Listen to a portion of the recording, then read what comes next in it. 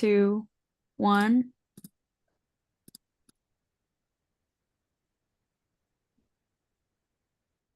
So welcome to the Templeton Advisory Committee and the pre-town meeting. The Templeton Advisory Committee regular business meeting is being broadcast live on TCTV Channel 8 and TCTV Channel YouTube channel.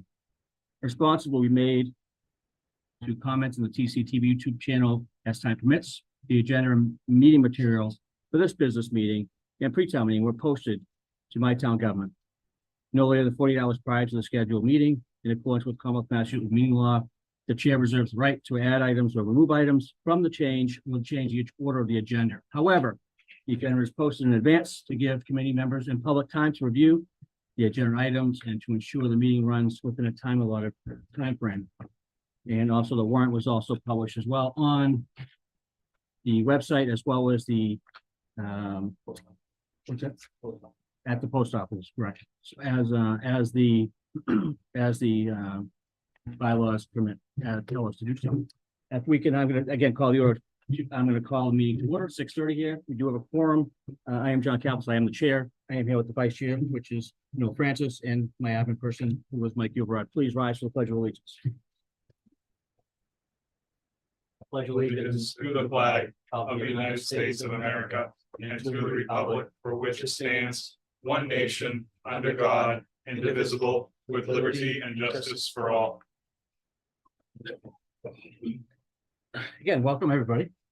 Great to see everybody here. Meeting minutes for October 30th, 2023. Guys, get a chance to take a look at those. Yes. If I went through, I didn't see any. Even Mike's name was spelled right. Fine. So, yeah.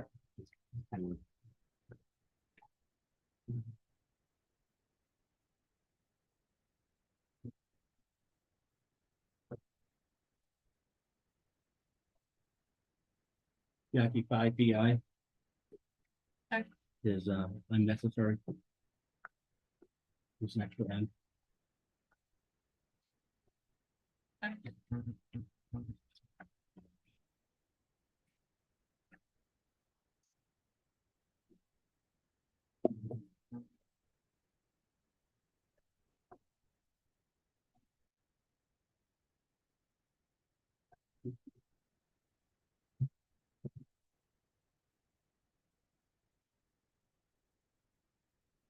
Any motion at this time? Motion to approve the minutes as presented. With that one correction. Yes. Excellent. I have a motion on the second. I have a motion second. Any other discussion? I see none. Mike? Yes. No? Yes. And I vote yes as well. Any public comments at this time? Just state your name for us, please. I know who you are. HR, HR. Excellent. habitual requester, Take this up. Robert May, 137 Shady Lane. Hey, Mr. May, how are you? You're doing well. It's good thank to you. see you. Good to be seen. I just have a brief right up here I want to read, and that'll be that. Okay, keep. All right, here we go. Mr. Chairman and Board, as you may know, I requested that the Board of Selectmen do their jobs as denoted in our bylaws and hold the advisory committee liable for violating our bylaws, specifically 9.6 during the September 20th, 2023 presentation of agenda item F. A transfer request was listed within the agenda in the advisory committee under action item F. Estimates for the work were enclosed within the provided documentation. A transfer request was filed. A discussion took place. A vote was taken. Minutes inclusive of those items were created and posted to town website. Once I filed the complaint, I received a letter stating that Chairman Caplis and T.A. Lamontagne discussed the matter, and Adam Lamontagne, town administrator, discussed the problem with the suspected violator. and decides without the select board inclusion to deny my request for legal process. The following is the email result from Adam.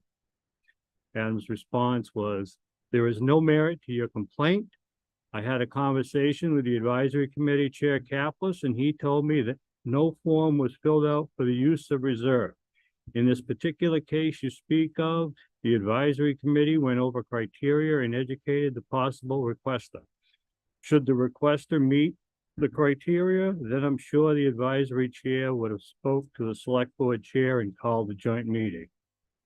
Now I ask you, how did the meeting on September 20th not meet the criteria for a public meeting or a request for transfer? How did that issue take 34 minutes to explain to Adam in the telephone calls? Who gave Mr. Caplis that authority to decide for select board if agenda item is worthy? Mr. Caplis found it worthy to put on the agenda. Mr. Caplis stated to Adam that no form was filled out for use of the reserve. I asked you to explain how Mr. Euvrard made a motion to vote no based on it not being an emergency. Mr. Francis seconded, and it was unanimous. No mention of no form, and it was denied, not passed, not tabled. It was action taken. You voted no on something, and all that was in the agenda, item F, was the reserve request transfer. After hearing what I wrote, I can send verification of anything I've said. Would you like to change your previous position as illustrated in the email with Mr. Lamontagne, or do you still imply no meeting on transfer took place and you, Mr. Caplis, didn't break the bylaw with the advisory committee by not inviting the select board to attend as bylaw states? Thank you. Thank you, Mr. Freetown, baby. Hey, Mr. Ray, could you do me a favor? Those questions that you just asked, can you send them to me? Absolutely. Thank you so much. No problem. I appreciate that. Any other public comments? Are you gonna talk about the same thing? I already got questions. No. Okay, then what do you got? All right, I get to, I'm taking notes here. I think it was pretty clear on the bylaw. And it says meetings. And whenever there is a request for reserve fund transfer, you will meet jointly with the select board. That's directive from legislative body of the town.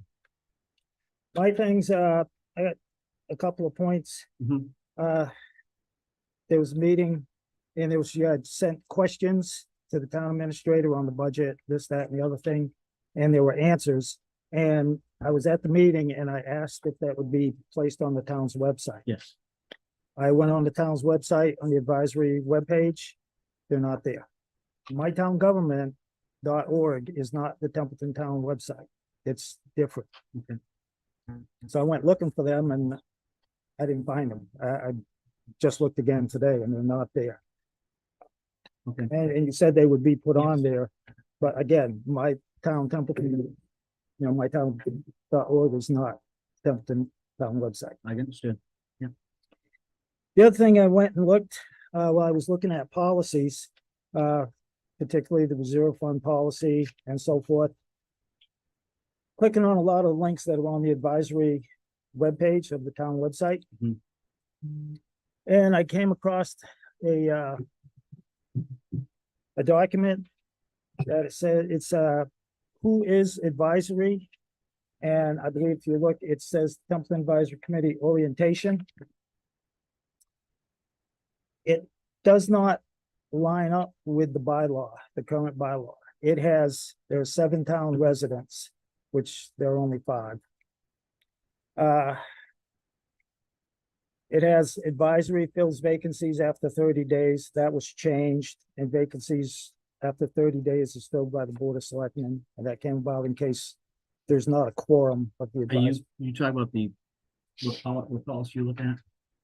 This is the title of it. I'll give you this if you want. It's No. on the website. That was supposed to be taken off, because, And it also has when and where, it says the first and third Thursdays. I went looking for Thursday meetings for the past year, and they're mostly on Wednesdays or off days, not on those days. And it also has a quorum is a majority of 4 members, which is 5 members, a quorum is 3. It's, this is one of the problems that in many towns, but my concern is Templeton is you have a policy, it gets changed, it doesn't get updated on the website. People get appointed or elected. And my personal experience, and I know, and you can tell just by looking at this and other pages on the website, that people don't go and check and update this stuff. When the bylaw got changed, you know, something like this needs to be looked at and amended and corrected. Because if somebody gets appointed or somebody's thinking about it, they go on here and say, got to do this, got to do that. Thursday is not a good day for me. Maybe I'll call or email them or something, but it's, the town voted back, I believe, in 2004 to have information put on the town website. They pay, residents pay money, provide a sum of money appropriation for the upkeep and update of that website, and updating the information so it's correct and up to date. So when people look at it, they don't get bad information, because that's half the problem. Again, residents go looking for stuff and they either can't find it or it's not up to date. And it's the responsibility of the town government, in my opinion, to keep things like this up to date. Understood. And last thing, I don't want to pound the nail with a sledgehammer, but the reserve fund, I requested a bunch of emails, and I got one from the town administrator that said he had a conversation with you and there was no form sent. I contacted the Parks and Rec Commission and got an email from them, and their email says there was an electronic form. It was filled out and it was sent to the advisory committee electronically. So somewhere there's a disconnect there, and somebody needs to get on the same page. And the policy is you should have 3 copies, and if you don't receive it, and again, this is on the advisory webpage, if you don't receive this, this, and this, and it's should go to the town administrator to be forwarded to you all. Right. Because the reserve fund is an adjustment to the budget. And all parties should be involved. The town administrator, who creates the budget, the selectmen who approve it and put it in front of town meeting on the warrant, and it gets sent to you for you all to recommend it, the town meeting or not. So when you make an adjustment to the budget, to me, all parties involved, because my experience serving on the advisory committee is sometimes something comes here and would be, well, we got a question, so we'll send that over to the administration. Then you wait a week or 2 weeks, the next time you meet, you get the email answer. Well, they answered A, but they didn't answer B. And it goes, meeting together, everybody at one place at one time, it saves a lot of time and a lot of heartache. Everybody gets the same answers, the same questions at the same time. Yeah, thank you. Thank you. Thank you.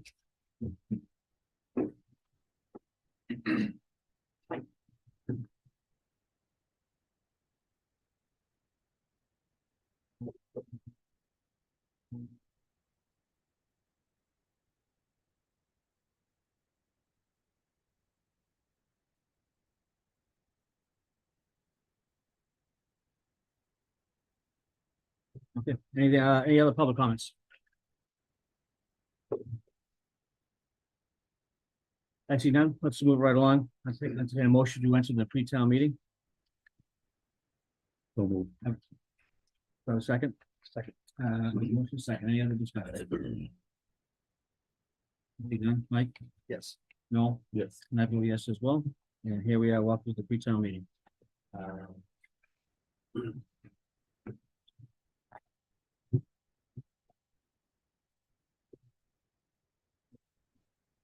Okay, here we go. Article 1. Payment of all late bills.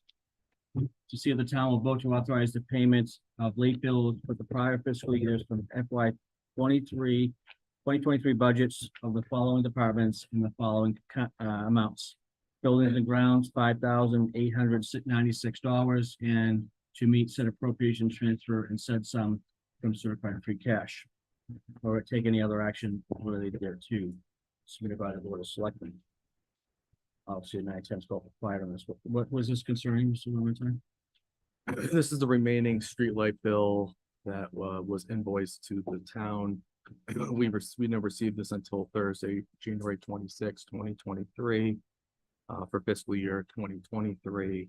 I do want to commend Bob Sozik for paying a good amount of the 14,292 out of his budget that we didn't have anything for streetlights within that budget.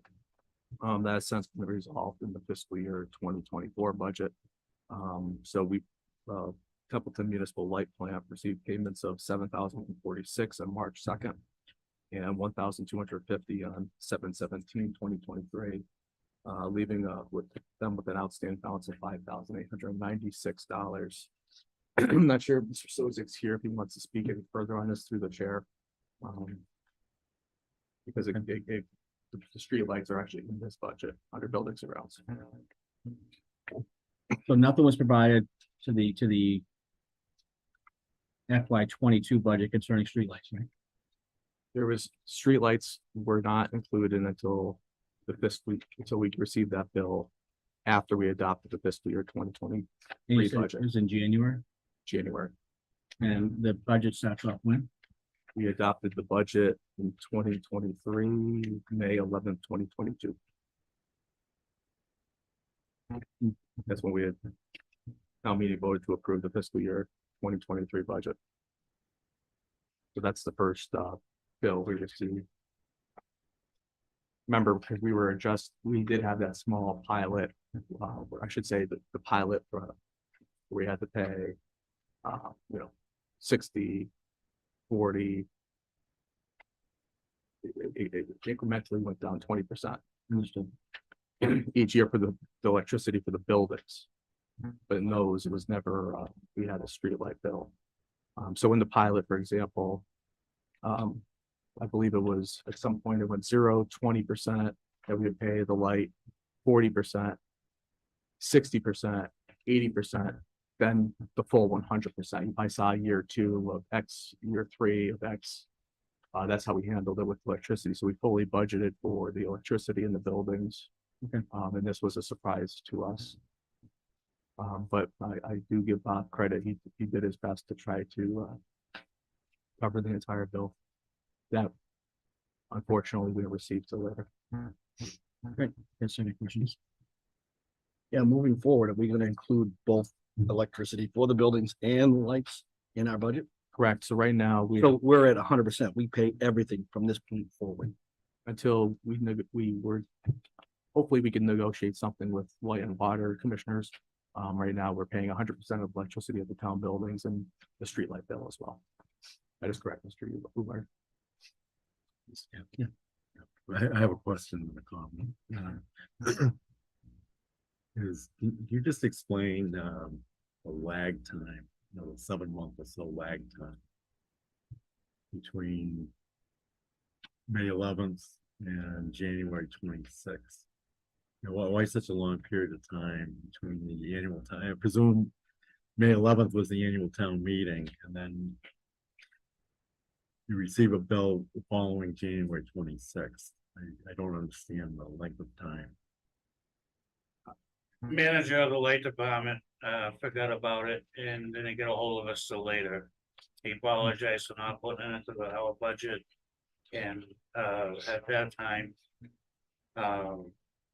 we asked what the total was. And I told him I would work to see what I can do.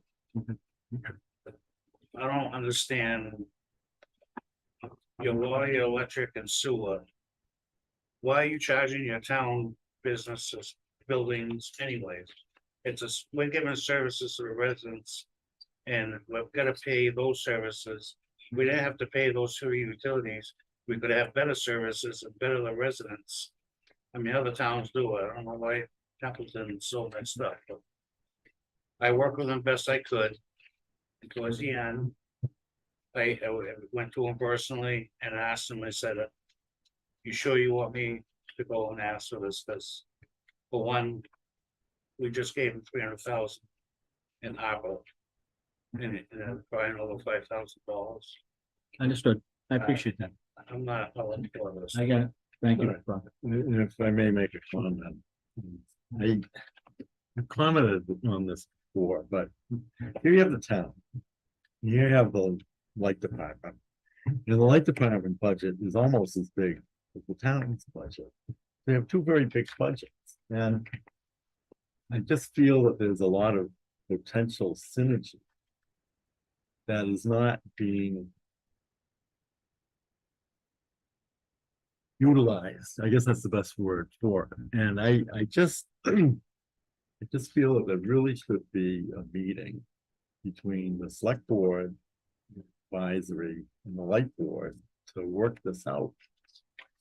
Because by not working this out, you have a situation like this. I think, one of the items, Mr. Lamontagne, that we discussed at our last meeting was determining what the proper pilot should be for the light department. And, quite candidly, I am looking into that, and I hope by either the December or the January meeting can do a comp, much the way I did comps for the town accountant position, so that you have an entity that's this size. And the big question is, what is the proper amount of pilot that won't affect the day-to-day operations or the services received by the town? And yet, would also help the town side of the government augment the services for everybody. And I just don't see enough of that. I wish there was more of that. That's all I have. Let me address the elephant in the room. Yeah. What happens if we don't pay this bill? They're not gonna turn off our electricity and turn off our streetlights. Is that correct? Right? They're not gonna turn off the town's power. I mean, I did notify the light and water that takes a 9/10 vote. It does at town meeting. But there are other things that they could potentially do, increase the budget to incorporate that. I mean, there's things that they can potentially Moving forward, yeah. moving forward, but If we don't pay them $5,000, they're not gonna turn the power off. no, it's just. They'd have a mutiny. But I think we need good relations. Pitchforks and torches at the municipal light building. The manager brought it to his commissioner board meeting and the board voted to proceed the way we are now. Okay, fair enough. Fair enough. All right. And you guys have anything else? No. All right, let's move on to Article 2. Yeah, how about we? Mr. Chair, Yes. can we not move on quite yet? Sure. What's up? Okay, first off, what determines a late bill in this? Because we got that like 10 in January of 23. We just this morning, the light department approved the 24 light bill. So this is November. So is next year late too already? No. Well, I'm just, Bob, I'm just saying, it's just a I couple know, months off. well, Liz, it was never put in the 23 budget. It's put in the 24, 25. Well, I'll debate you on that a little bit because if. Oh, no, I don't want too much debate here. Whatever your question is. Facts. Get me, that's what I need. That's what I Okay. need.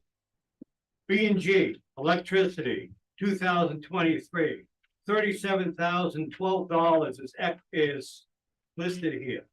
I have an email from John Driscoll from 2021, January, that goes down through the breakdown of the old pilot that Adam was talking about.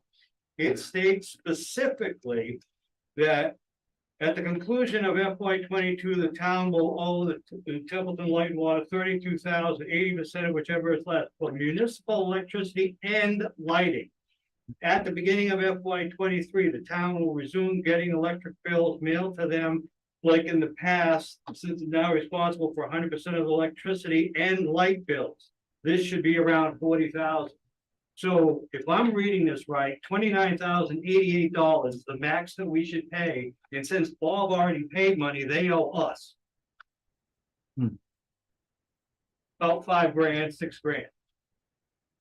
Because Bob paid what? You paid $7,000 or $9,000? Yeah. Yeah, it says like 7146 in the book. So if he pays 7146 and 2988 is all it's due based on this pilot program that is still in place. Better following, we're getting screwed here.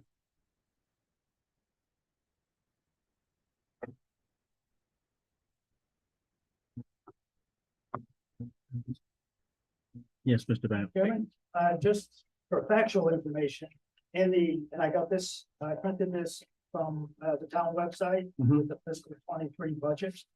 On page 128, there is an email to Al Montaigne from Bob Sozik. Electric, this is the fifth and final phase of the agreement from Templeton Municipal Light Water Plant. There will be a lump sum of 40,000, and the town will also need to pay 100% of the electric bills. And on page 129, the email that Mr. May just referenced is in that budget book. So what happened was in the building and grounds on page 127, that fifth year lump sum was never added in. If you go back and look, it started at 2019. It has at the bottom of page 151 lump sum, year one of the 5 of phase in with Templeton Municipal Light payments, $7,500, and fiscal 20. It's 16,000.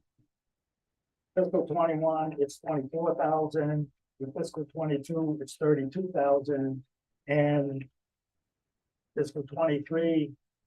On page 127, they didn't put number 5 in there, but finding out about it after the budget was accepted, it's in the budget book. And that's the thing that gets accepted. Right. So it's something, again, it's a disconnect that was missed. So I don't see how it's a late bill. It's didn't get put in the budget, but again, we're almost $40,000 in electric bills anyway, so I don't know where we're getting the 13 grand, whatever I think it is. Those years, Jeff, that's when they were fading out the pilot program. And my other question is, how do you pay something when there was no appropriation for it? Section. And just where does that money come from? How do you, if there's no transfer, which we could have done at the end of the town meeting, or May 1 to July 15th with select board and the advisory committee. But if there was no appropriation, how do we pay that bill in the first place? How do we pay any money towards it? I got you. Keep our finances straight, because we have a history of a little crooked ones. I'm not crooked as in thieving, just a little, crossing the yellow line every once in a while. Understood. Even if, I got you. Thank you. Loud and clear. Thank you. Mr. Chairman, Yes. in an answer to that, when a department is authorized an expenditure amount, there's no, yes, it's illustrated in the budget book, but it is not dollar for dollar spent. So if they have extra money on something that they didn't spend, they have that appropriation to spend. In Bob's budget that year, he had extra money that he could put toward that bill to pay. So that's how it got paid. I just want to make sure that the people understand there was an appropriation, not for that specific bill, but for that department. And it's the department head that actually makes that determination. Correct. I got you. All right, thank you. So at this one, we'll leave this to town meeting. I thank Kelly for clarifying that as well. Great. Anything else on Article 1? Thank you. Or your recommendation, then tell me, my apologies. Excellent. Article 2. Where we got Article 2? Article 2, fiscal year 2024 operating budget amendment. To see if the town will vote to appropriate the sum of $20,000 and no cents for supplemental appropriations for the fiscal year 2024 operating budget as follows. Department Town Clerk, the amount $15,000, reason unexpected primary and election. Accounting, amount $5,000, reason employee medical issue.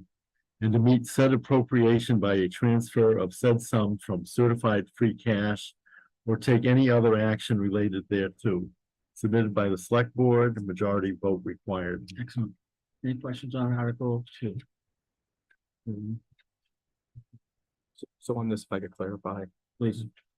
when we first put together the warrant, to get it, I spoke with Carol Harris as well as Kelly here, and we, speaking with the accountant, that we expect that amount to be lower.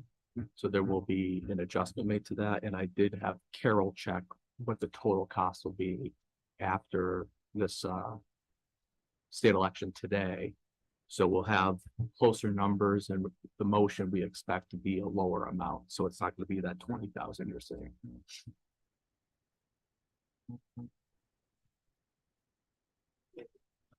Yes. And the accountants will be probably $1,500. Bob, you got something? The only thing I got is, at the end of the first quarter, it showed that 23.45 was spent in accounting and payroll. And 23.63, which is more than 23.45, was spent in the treasurer regarding payroll. So, and if you look at assessors, they're within 0.75% of the same number. Mhm. If we're, it just seems like we're, I don't know, doesn't seem necessary. And the first one, the $15,000 for the election, I believe that should be an end of the year reserve request. If they run out of money, because that's kind of what the reserve for. Mhm. And that was an emergency out of the ordinary, Right. all of the above. Understood. And depending upon the results of the, election this evening, there could certainly be another special election to keep in mind as well. So, And we do, obviously, the town clerk does keep that into account when she does her budgets annually, I would assume. but these special elections, I got you. You can't, I got you. Yes, Jack. The first question is, how did we arrive at $15,000 for a state election? Do we know what the cost of that election is? Because I see in the town clerk's fiscal 24 under purchase of services, Mhm. it has the amounts for, it says LHS, town coding of ballots. And then it has Association State Coding of ballots, $2,000. It was $9,250 in purchase of services. How did we arrive at the $15,000 figure for state election? And do we have to transfer that, make that now? Or is this something you can wait to see how much is left in that budget for May to do an end of the year transfer rather than pay this on some right up now? I mean, we had the election, it's, it's going on right now. And my second question is, it says accounting for medical, are we short in health insurance? Or is that actually a payroll item? Mr. Yes. Chairman, Yes. my assistant, had a very unexpected, FMLA leave. And we had an interim that came in to help in that time, so that's payroll that we had not anticipated. Okay, so that's not a medical issue, it's actually payroll. You need money into the payroll. It's still an employee It's just medical kind of issue. misleading Right. that it says medical issue, it's almost like, what are we short on health insurance? Do we have somebody, log in and that wasn't at the beginning of the year? It's, well, these numbers came from department heads. We're gonna look at them when we get closer to town meeting and make sure. But we expect the overall number to be lower. Okay, so this is FMLA situation, correct? Correct. Which is, Yes. yes, Mr. Chairman. yes, I'd also like to Mr. May's comment that this should be a end of year reserve request. I'd like to read from the advisory committee policy on reserve fund transfers. The reserve fund transfers are intended to minimize the need for special town meetings, but are not intended to replace the town meeting. If a town meeting is held between the event prompting the transfer request and the submission of the request, the committee will be justified in rejecting the request. To approve a transfer request, the advisory committee should be of the opinion that the request would be approved by the town meeting. thank you. Let me do a hypothetical here. So say you transfer the 20,000 and you only use 10,000. Where does the other 10,000 go at the end of the year?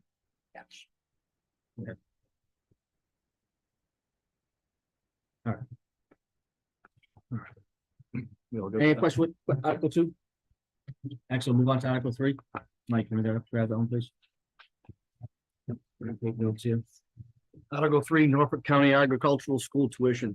To see if the town will vote to appropriate the sum of $26,355 and no cents to pay for the tuition of a Templeton resident admitted, it should be accepted to Norfolk County Agricultural School as required by Chapter 74 Massachusetts General Laws, and to meet said appropriation by a transfer of said sum from certified free cash or to take any other action related thereto submitted by the select board. Excellent. I want to commend Dr. Kazavat and his team for getting this number to where it is, because obviously the prelim numbers that we received were much higher than the 26,000. But obviously it is part of the state statute that we have to pay for transportation for other students leaving Templeton and going to the Aggie. Does anybody have any questions or comments? Yes, Mr. May.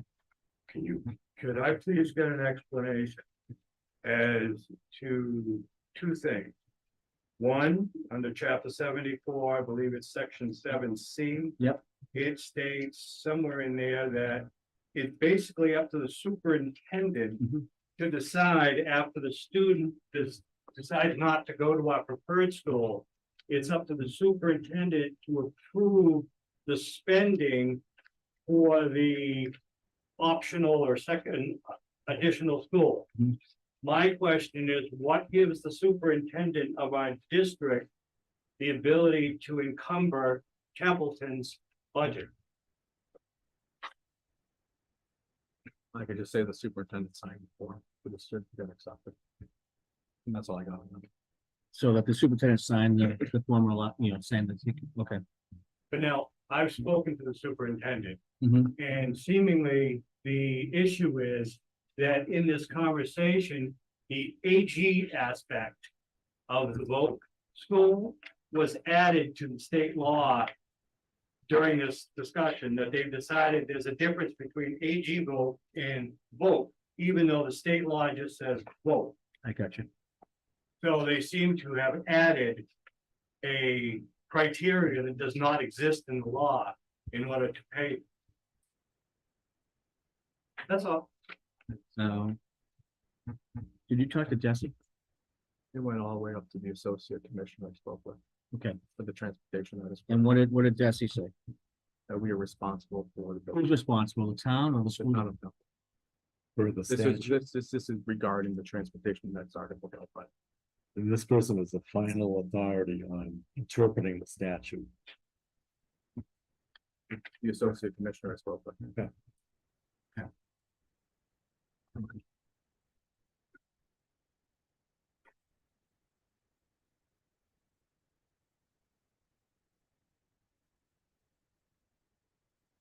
Any other thing else on chapter Article 3? Yes, Mr. Chair. yes. Code of Massachusetts Regulations 603 4.00. Vocational technical education. If we go down under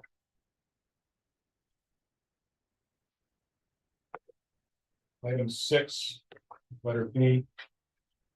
Once a non-resident student has been accepted to a receiving school for an approved vocational technical program and has been approved by the district of residence and or the department, the city or town of residence shall pay tuition for the receiving school at the rate established by the department.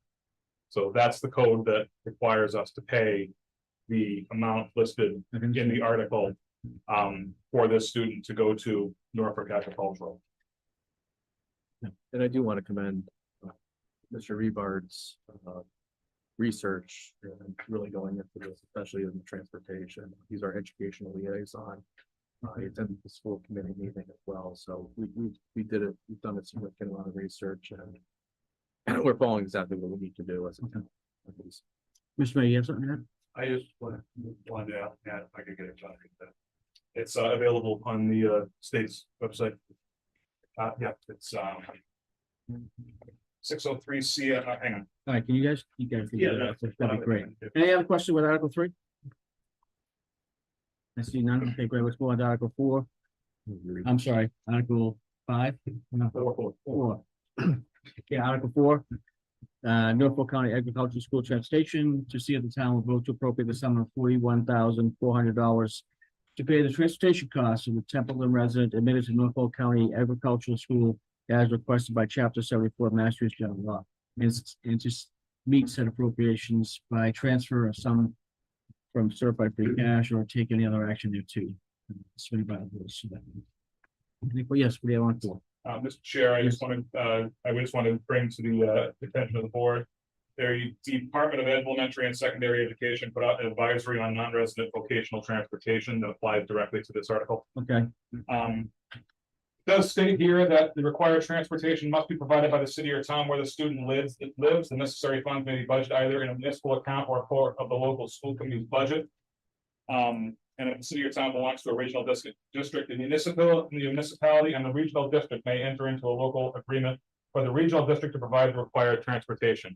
We went to the Narragansett Regional School District because obviously they have all the contacts with the transportation. Mhm. They were able to get us the transportation for this student to go back and forth.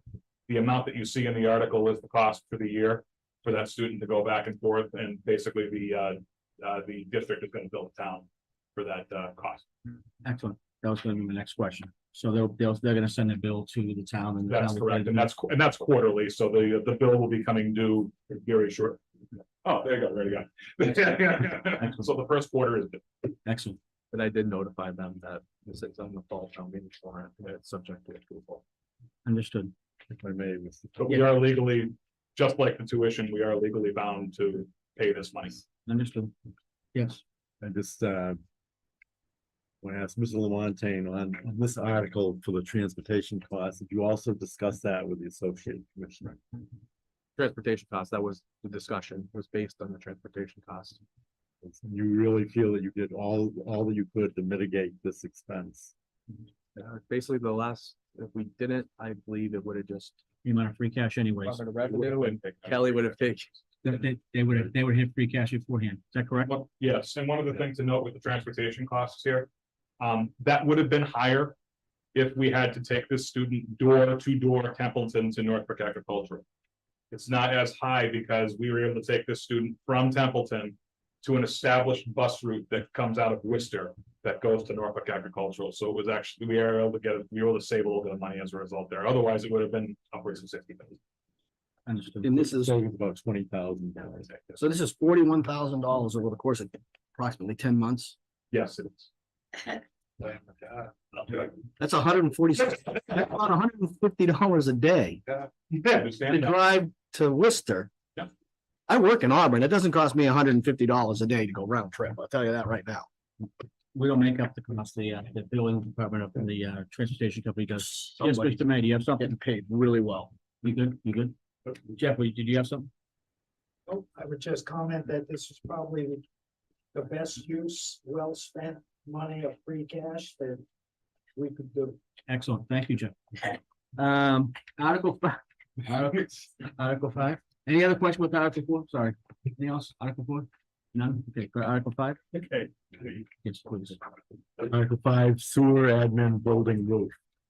To see if the town of Templeton will vote to appropriate the sum of $50,000 and no cents for the purposes of financing the design and oversight of the administrative building roof replacement at the wastewater treatment facility, and to meet said appropriation by a transfer of $50,000 and no cents from certified retained earnings of the sewer fund, or to take any action in relation thereto, submitted by the select board on behalf of the sewer commissioners, majority vote required. Excellent. Do anybody have any questions for the sewer department?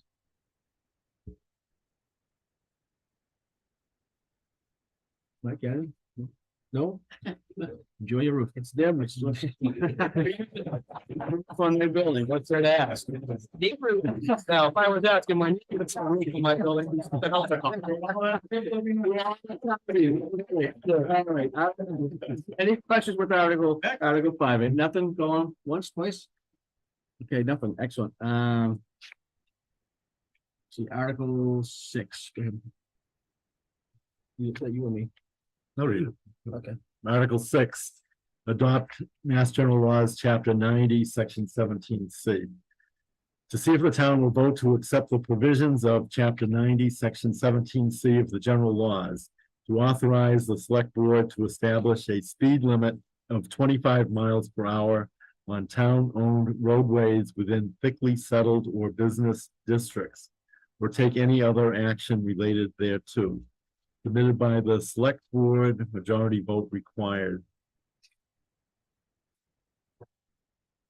Then we have it. Yes, thank you. What do you got there, Mr. Knight? I got two questions. Yep. Yeah, if I could, I've got these questions probably for the chief, I would assume. Okay, send them my way. But does the instance of injury, accident on the qualifying section of road by recorded data that speed is a problem, but does the instance of injury, accident on qualifying section of road show by recorded data that speed is a problem? That's one. Okay, And is this mainly a reaction to people unhappy with the what ifs? I don't pay attention to my kids, so they're out in the road, my dogs are laying down the road, you know, people go by too fast, that kind of stuff. Mhm. Is it based on data or feeling? I got you. Chief, do you have anything to add to that? Is it based on feelings or is it just based on incorporating the law to make it safer here in town? So it's road specific, it's not throughout the entire town. Okay. It has to come through to the board upon request. I would give a recommendation on whether or not to allow it to be dropped down to 25. Mass General Law, the speed limits are set 50, 40, 30, 20. We cannot change speed limits unless we adopt this law for the 25 and thickly settled, which would be a 30, dropping it down to 25, Mhm. or a 30 in a business area, dropping it from 30 down to 25. Sure. And basically that's what is there. If the town wanted to change a speed limit, then they would have to take the steps that Mr. May is talking about, that they would have to do a traffic study. They would have to have vehicle accident reports, to change the speed limit from the posted speed limit of a 30 is almost an act of God. So this allows us to address the situation in certain areas by dropping it by 5 miles. Okay, Ready? Oh, ready. Only the 30s. hence the 17C of the law. Yes. I got you. Well, Any other questions on, Just, oh, yes, to follow up. go ahead. So if we don't, if the town adopts this, is there already written criteria for the thickly settled area? Mass General Law. District is that? That's under Mass General Law. It's 50, part, 40, 30, 20. is it part of the zoning of the town though? That's what he's trying, I think it's what you're asking, is it zoned Yeah. certain ways? Are we gonna have to, is there criteria built into the law that defines what Yes. thickly settled is? Yes. Yes. So if the road doesn't meet that, then can't change. You can't change the 30 down to a 25. It does, if it doesn't meet the thickly settled. As was described here. Without having, obviously, adopting this chapter 70, section C Yes. as, okay. Excellent. Any other questions on Article 6? Comments? Go Article 7.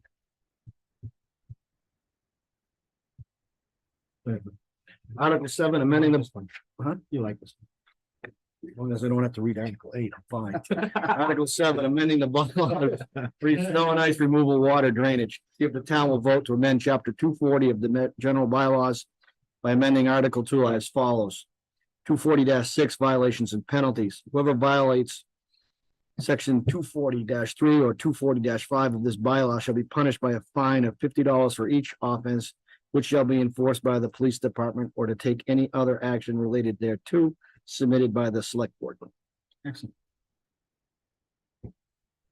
Question on Article 7. Any questions, comments? Vote no. Thank you. I got you. Any other questions besides that? Evan? Mike, what would this entail? Chief, Don't I'm look at sorry. me. The two guys that are gonna No, be as- charged with enforcement are both shaking their heads. Well, as it is right now, it's the highway superintendent, and the chief and I Oh. had some conversations about this. Okay. Especially during snowstorms, we had some issues where folks are pushing snow up onto the sidewalks and everything, and with Bob and his crews that are already just trying to keep up with the storm, this will provide them, the resources they need in order to, I understand the police department could certainly be busy too with accidents and everything else. This is just, really, they're the enforcing authority, for this bylaw. Okay, what do you mean by resources? Because if it's a fine installed by the police department, that $50 doesn't go to DPW. No, Goes to the general. but it's It goes to the general fund and it comes back around. if you have Bob show up on your doorstep, you have a police officer. Well, all right. That's my philosophy. Let's correct this a little. Upstairs. One, Upstairs. we're going to be driving around looking for people violating this law. If we get a complaint, Thanks. we will issue a citation. More than likely, we will mail it to the individual. So. Okay. That's how I envision this happening. They don't have the time to stop trucks. To get out of the truck, confront somebody. We will drive by. Once we get a complaint, we will look at it, we'll make a determination, and we'll issue a time bylaw violation and mail it to Is that complaint either by the highway department workers or other Or- residents? residents. Same. We'll go and investigate it. Verify the complaint, verify that there was a violation, issue a town law bylaw violation. Gotcha. Well, you're gonna have is. A lot of people would hire their driveways out, so. The homeowners will say, I'm not gonna have it, I'll lose your contract, it's gonna be a lot of work chasing these people around. I got you. But then that would, sorry, It's okay. but that would come down to if we issue the citation to the homeowner. Okay, they're responsible for their property. They have the right to request a hearing, and that would be upon the hearing officer to make a determination. Excellent. Who, I'm gonna Go ahead. rotate. who's the hearing officer? Hey. Is there any appeal after that? Well, there's certain ones that go to me, quite a few of like, if they issue speeding tickets or whatever, that's the whole district court. Right, this is not a district court, man. I've only handled one, very, one since I've been here. I guess my That's next for the chiefs question, and give No, out the that's why it was a citation. different- I guess my next question is, how many people are doing this? I mean, it's just 4 or 5? or- Oh, there's tons of them out there, but it's.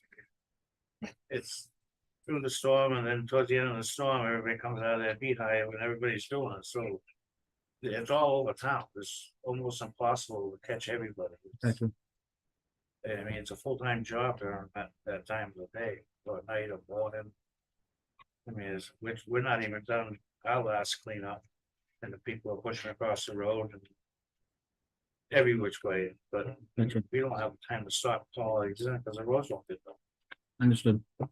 Mr. Mayor, what do you got? That's just my quick question here, is that, What's your question? does the chief have another means to deal with somebody who is, let's say, a habitual offender, we'll use that word. But somebody who's purposely, just plowing a pile of snow into the road and just saying the hell with it each time. I don't believe we need this snow and ice policy for that. Yeah, but am I wrong? That's all. Okay. Just wondering what the thought was on that. Yep. All right. Any other questions with Article 7? Let's move on to Article 8. Mr. Chair, Yes.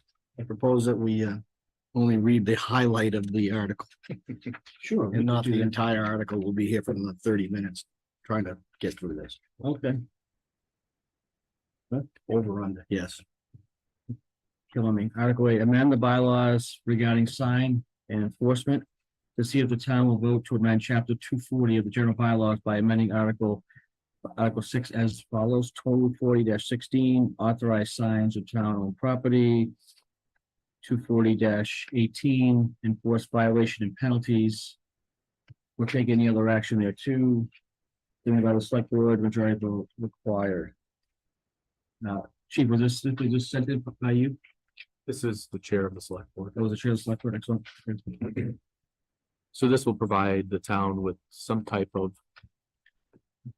registering signs. Right now, basically anybody can go and throw a sign up on the common. So I think the chair did a pretty good job drafting it myself.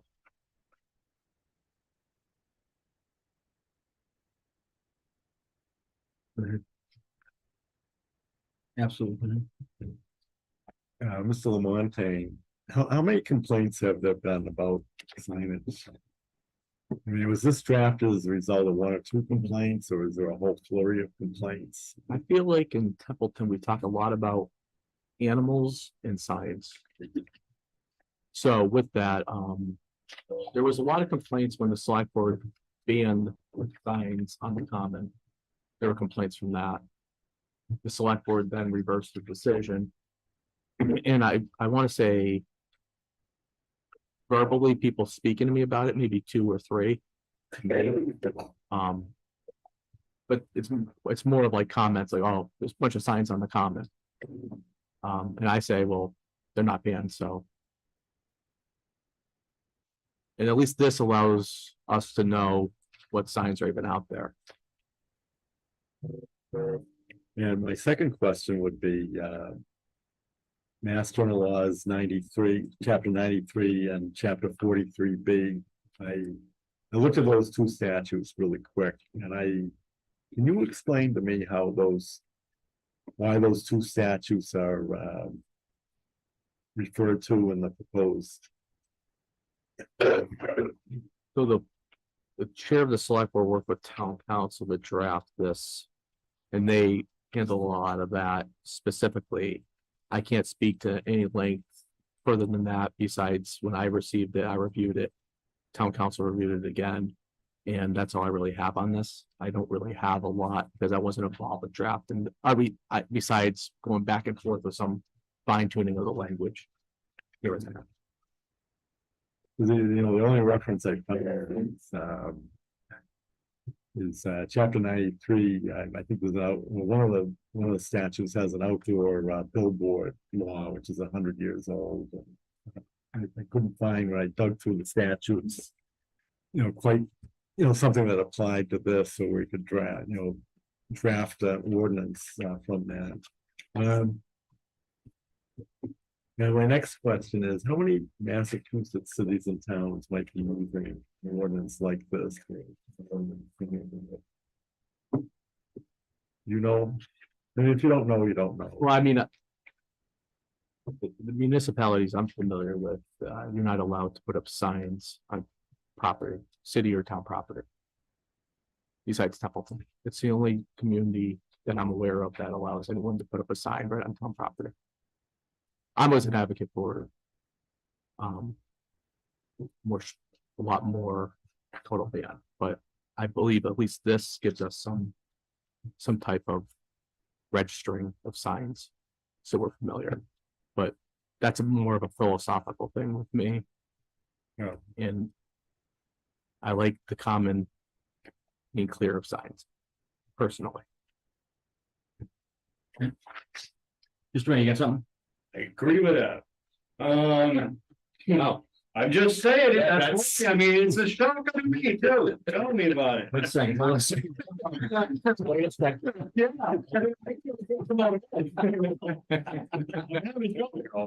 That'll be 59 minutes into the meeting. Only 8 articles in too, doesn't it? All right, just Excellent. What's your question? the quickie here is just this. The town back in 22 under chapter 311 created Parks and Recreation. Right. Which controls certain property within town by right and by creation. The common, apparently, by the definition used randomly around Massachusetts, is one of those places. So why are we having the select board being an authority? Why is this not presented by the controlling party? Just a simple question. Were you just talking about the common itself? No, I'm talking about town property, anything that's under their control. Right. You know? The town select board shouldn't be making rules on. I mean, I don't look at the common like park. But I that's- understand what you're saying, Mr. May, when it comes to parks. They have their statute, they have control over their parks, no doubt about that, it's very clear. But the town common, I would say that's under the authority of the select board. Open spaces. It's more of an open space, same thing with like outside here, town hall. That's town property and this would be specific to that. Okay, Massachusetts history says otherwise Yeah. by every definition, okay. just so you know. Thank you, Mr. May. Go ahead. What? Yeah, I the can, city's commons are basically parks. And this, if you go to Boston, the common is park, it's listed under the parks. Okay. Someone said that it might be under the deed to see what it said in our town deed was for the property. That could be the reason why. that's a good. Yeah.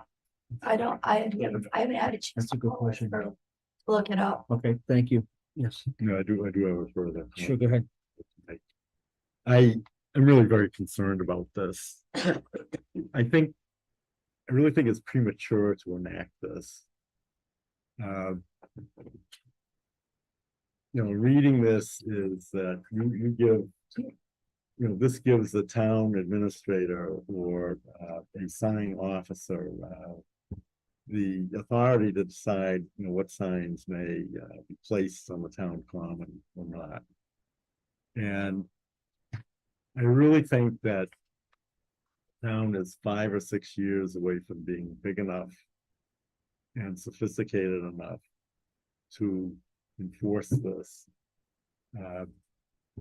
This is really, you either have no signs at all, or you have what we have, kind of, wide open, no regulation. Whenever you go in between is you are really trying to regulate free speech.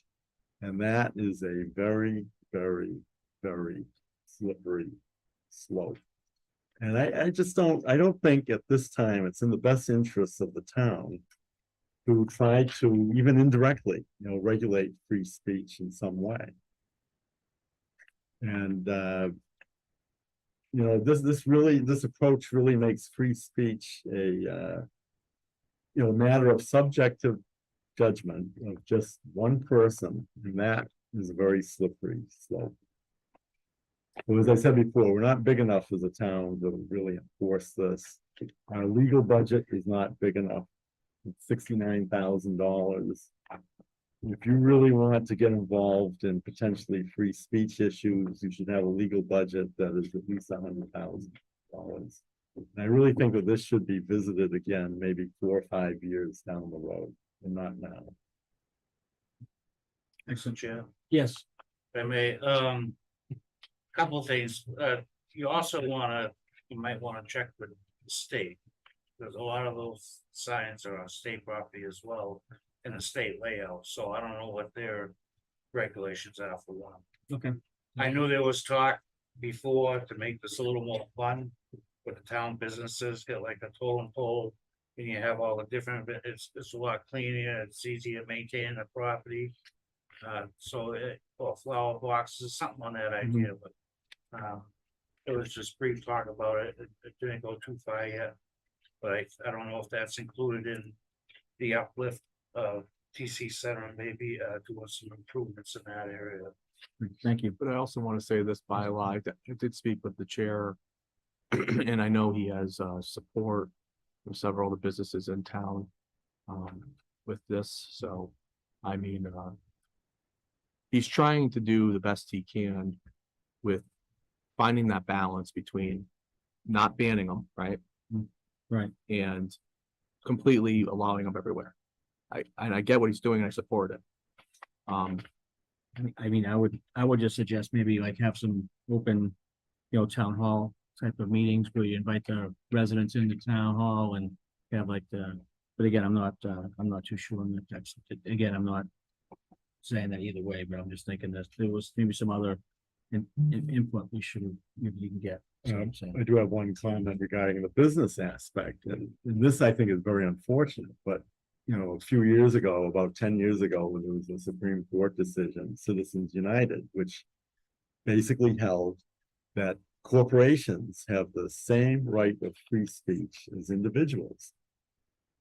So if you're trying to regulate corporate signage in some way, it's really the same as regulating individual free speech.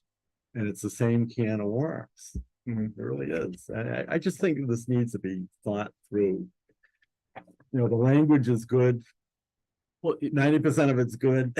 I'm just gonna say this, Noel. I know of another community. So let's say you're a political candidate running for office, right? And they put up signs everywhere. In communities, you have to sign in. You know, you're the person putting out the signs. So let's say they're putting up signs are obstruction traffic, right? At least they have a contact person say, hey, your sign's blocking. It's creating an obstruction in public safety. And then there's a contact person directly. So it's something. So by at least doing this, there's a mechanism, because right now we're getting the auto wash place or auto body place just dropping signs all over the place. I mean, it's getting to the point where it's getting a little. All right, I have it. Any other? That's Just, Yeah, any other questions on this? Yes, I did put in once, the highway exits. yes, There is a mechanism, you have to call this, there's like a state number, there it is. and it's like a lot of hoops to do it. But there is like something you have to fill out to request. Excellent. Anything else on this article? Thank you so much for your input. Okay, move on to Article 9. No?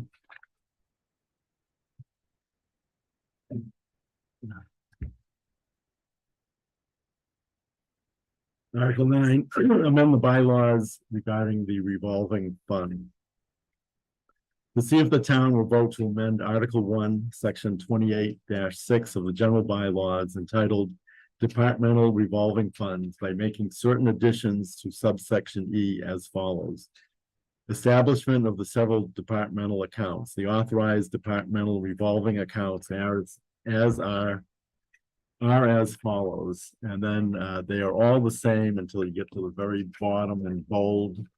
Revolving fund name, Salt Brine Production System Fund. Programs and purposes of fund, the purchase, installation, operation, and maintenance of Brine Master 3000 system and associated equipment. Departmental receipts to be credited to fund. Receipts from Winchendon and Hubbardston pursuant to intermunicipal agreement for the operation of a salt brine production system. The officer authorized to expend from fund. Department of Public Services Director.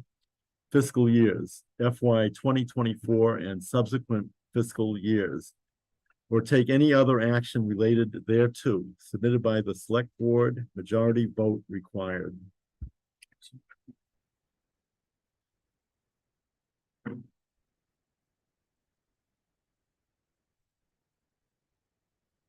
Any questions on Article 9? Go ahead. What expenses will be coming out of that revolving fund? As far as, you know, what's the money going in there for and what's it gonna be used to pay? Because it doesn't. Yeah, it's addressed in the next article. Yes, My question would be just a little bit different. I see that we already purchased the machine and putting it together, we're doing the plumbing and so forth. This does say purchase. So my question would be, what is happening with the money now prior to this account being created? I can have go ahead, Public Services Director come up here. Because the next two articles are really, this was the select board put together an intermunicipal agreement for Brian. hey, there you go, next seat. Okay, that's fine. You want to sit there? Okay, you're probably shy. So as of, to answer Bob's question, there's no money spent or jointly. Everything has been purchased so far. Each town has been billed separately on their share and what they've been paid for. So the brine machine, which ain't got their own bill, obviously got their own, we got our own, we paid our portion. And the same with the parts. We just received our first little salt. Once the account's open, it will be used for salt repairs, water billing. Money coming in and out. Any money that's like the water, that'll probably go to Kelly and for the water bill and Mhm. Done. So each town will be billed separately? what's Is that? that what you're saying? Each town's billed separately? Each town will be billed separately on the separate towns.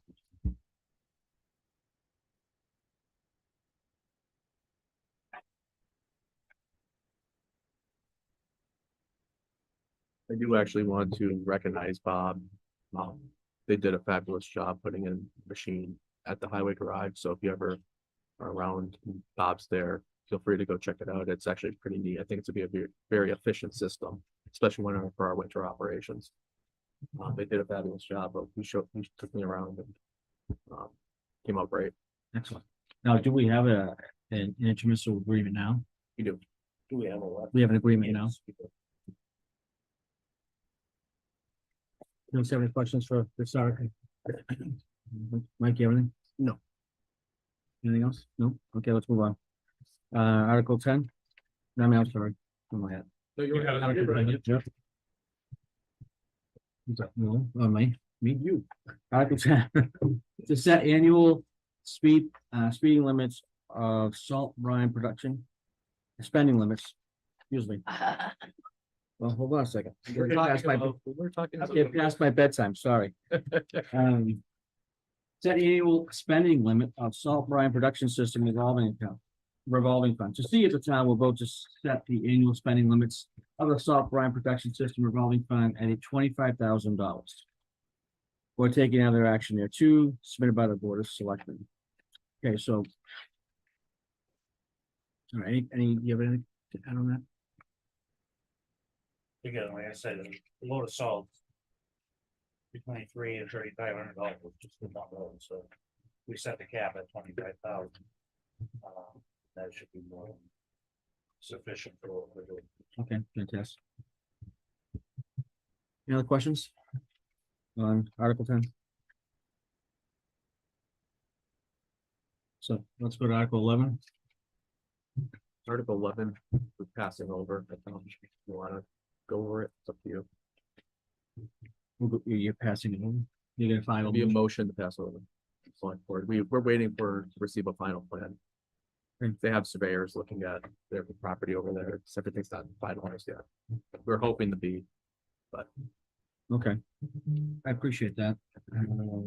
But that will be needed to vote voted on by the people, to pass it over, I would assume, correct? correct. Okay.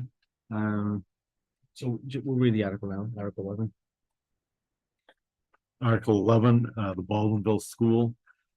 To see if the town will vote to amend Article 6 of the 2020 annual town meeting to 1, correct map references by deleting quote map 1-4 unquote and inserting quote map 1-4-1 unquote and 2 by deleting quote 3.08 plus or minus unquote and inserting in its place quote 2.8 plus or minus unquote and 3 to add at the end of said article quote pending plan approval by the planning board unquote or to take any other action related thereto submitted by the select board 2/3 vote required. And you're saying this is gonna be a questionable passover vote, a request at town meeting? That'll be the motion on the town meeting. Okay. Does anybody have any questions that now? You have pre-town meeting? None, okay, go, move on to Article 12, Mike. Article 12, transfer control of Holton Park. To see if the town will vote to transfer the care, custody, management, and control over the parcel of land located at 9 Main Street, Otter River, and described in a deed recorded with the Worcester South Registry of Deeds at Book 630, page 621, from the Select Board for the purpose of the Senior Center to the Parks and Recreation Commission for the purpose of use as a recreational park in compliance with Mass General Law, Chapter 45, Section 3, or to take any other action related thereto. submitted by the select board on behalf of the Parks and Recreation Committee. A 2/3 vote is required. Any questions on 12, Article 12? Yes, Just for clarification, is that the entire lot, the field parking and where the memorial is, or is this just the field? it's just the park, the fields in the back.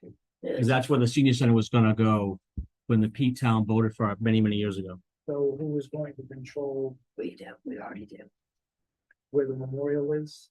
Yeah, that's where the parcel is. Jackie, you see them. Yeah, the parcel, the front memorial is separate. Yes, Mr. Mayor. And that is, being combined or whatever being done so that we can, well, basically apply for the park grant, Yes, they Is got a that good correct? playground set, yes. okay? The problem with that is when we created them. We created them in spite of chapter 45, section 5, or section 2. Mhm. And the park regulations say it needs to be created pursuant to 45-2. Now, I've spoken to Melissa Cryon at the division, and I'm waiting back for an answer on her, she was out all last week. But I don't even see how we, are eligible for this grant, and we're going to change this so that we can have recreation rather than senior center in the name. I think what this is trying to do, and correct me if I'm wrong, Mr. Lamontagne, Am I wrong? the town voted.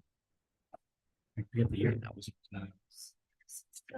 May of 2006 annual town meeting. It was 2006, wasn't it? 2007? That they voted that land would be given to the senior center, so the senior center would be able to put its building for seniors there. So in all these years, we obviously, we've been maintaining and stuff like that. And they actually put the senior center on Senior Drive, which is off of by the light company. So it never went there. So again, trying to pick up, picking up the the drop ball here. I think they're just trying to fix it to make it go back to Parks and Rec. Is that what I'm understanding by this? That is correct. This will resolve a matter. This was voted that way back in 2006. It's a park. Everybody knows it's a park. At the same time, I do want to commend Jackie from my office, and our new grant writer did a fabulous job putting in the park grant. Great work. That also I believe Parks and Rec will be voting on the plan submission soon. That will be reviewed. A lot of good things that can certainly be coming for Houghton Park. But this is one of the things that needs to be resolved. We did a walk with the park. Okay. And they've seen all our stuff and they've given us recommendations.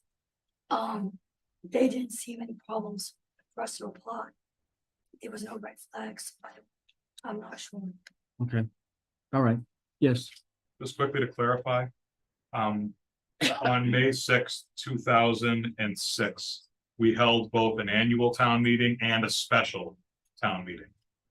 At the special, Article 4, to see if the town will transfer the care, custody, management, and control of the parcel of land located at 9 Main Street, Outer River, and described in a deed recorded with the Worcester South Registry of Deeds in Book 630, Chapter 621, from the Narragansett Regional School District for school purposes to the Board of Selectmen for the purpose of a senior center or to take any action relative thereto. That was the article for which it was originally transferred to the selectmen. This is to transfer it to Parks and Rec so that it can be used as a park. It's a clarification to get it out of the select board's hands and give it to Parks and Rec. Gotcha. Yes. Do a YouTube comment. Okay. Justice Graves, says 9 Main Street is the front. And the fields in the back are under a recreation restriction by deed and are a separate parcel on the tax map to define what is numbered as 9 Main Street. Understood. Thank you for clarifying that. Any other questions? No, okay. So moving on to Article 13. Yes, please. Article 13, Royalston Road work. To see if the town will vote to raise and appropriate, borrow or transfer the sum of $65,000 to be expended under the direction of the select board for the appraisal of parcels along Royalston Road required to complete the work described in the Massachusetts Department of Transportation Highway Division Plan and Profile of Reconstruction of Royalston Road or any revised version of said plan, or take any other action related thereto, submitted by the select board, majority vote required. Article 13, any comments, questions? What do you think, Mr. Lawton? Well, you see, the state project going on over here at the Rotary. This is the next one in the transportation improvement plan. Yep. The town's responsible for the right-of-way acquisition. We've already started some of the title work. But then now we have to, prepare for appraisals as well. But remember, the appraisal is only good for so long. So as we get closer to, when we get a date of when they're anticipated, that's when we have to target. Because they go bad after a certain amount of time, so. The appraisal piece, right? Yeah, you got time is just right with the project, it's the appraisal will expire and then you have to do it over. And who's managing that? They, Okay. they work with us. Let us know, and our engineer as well.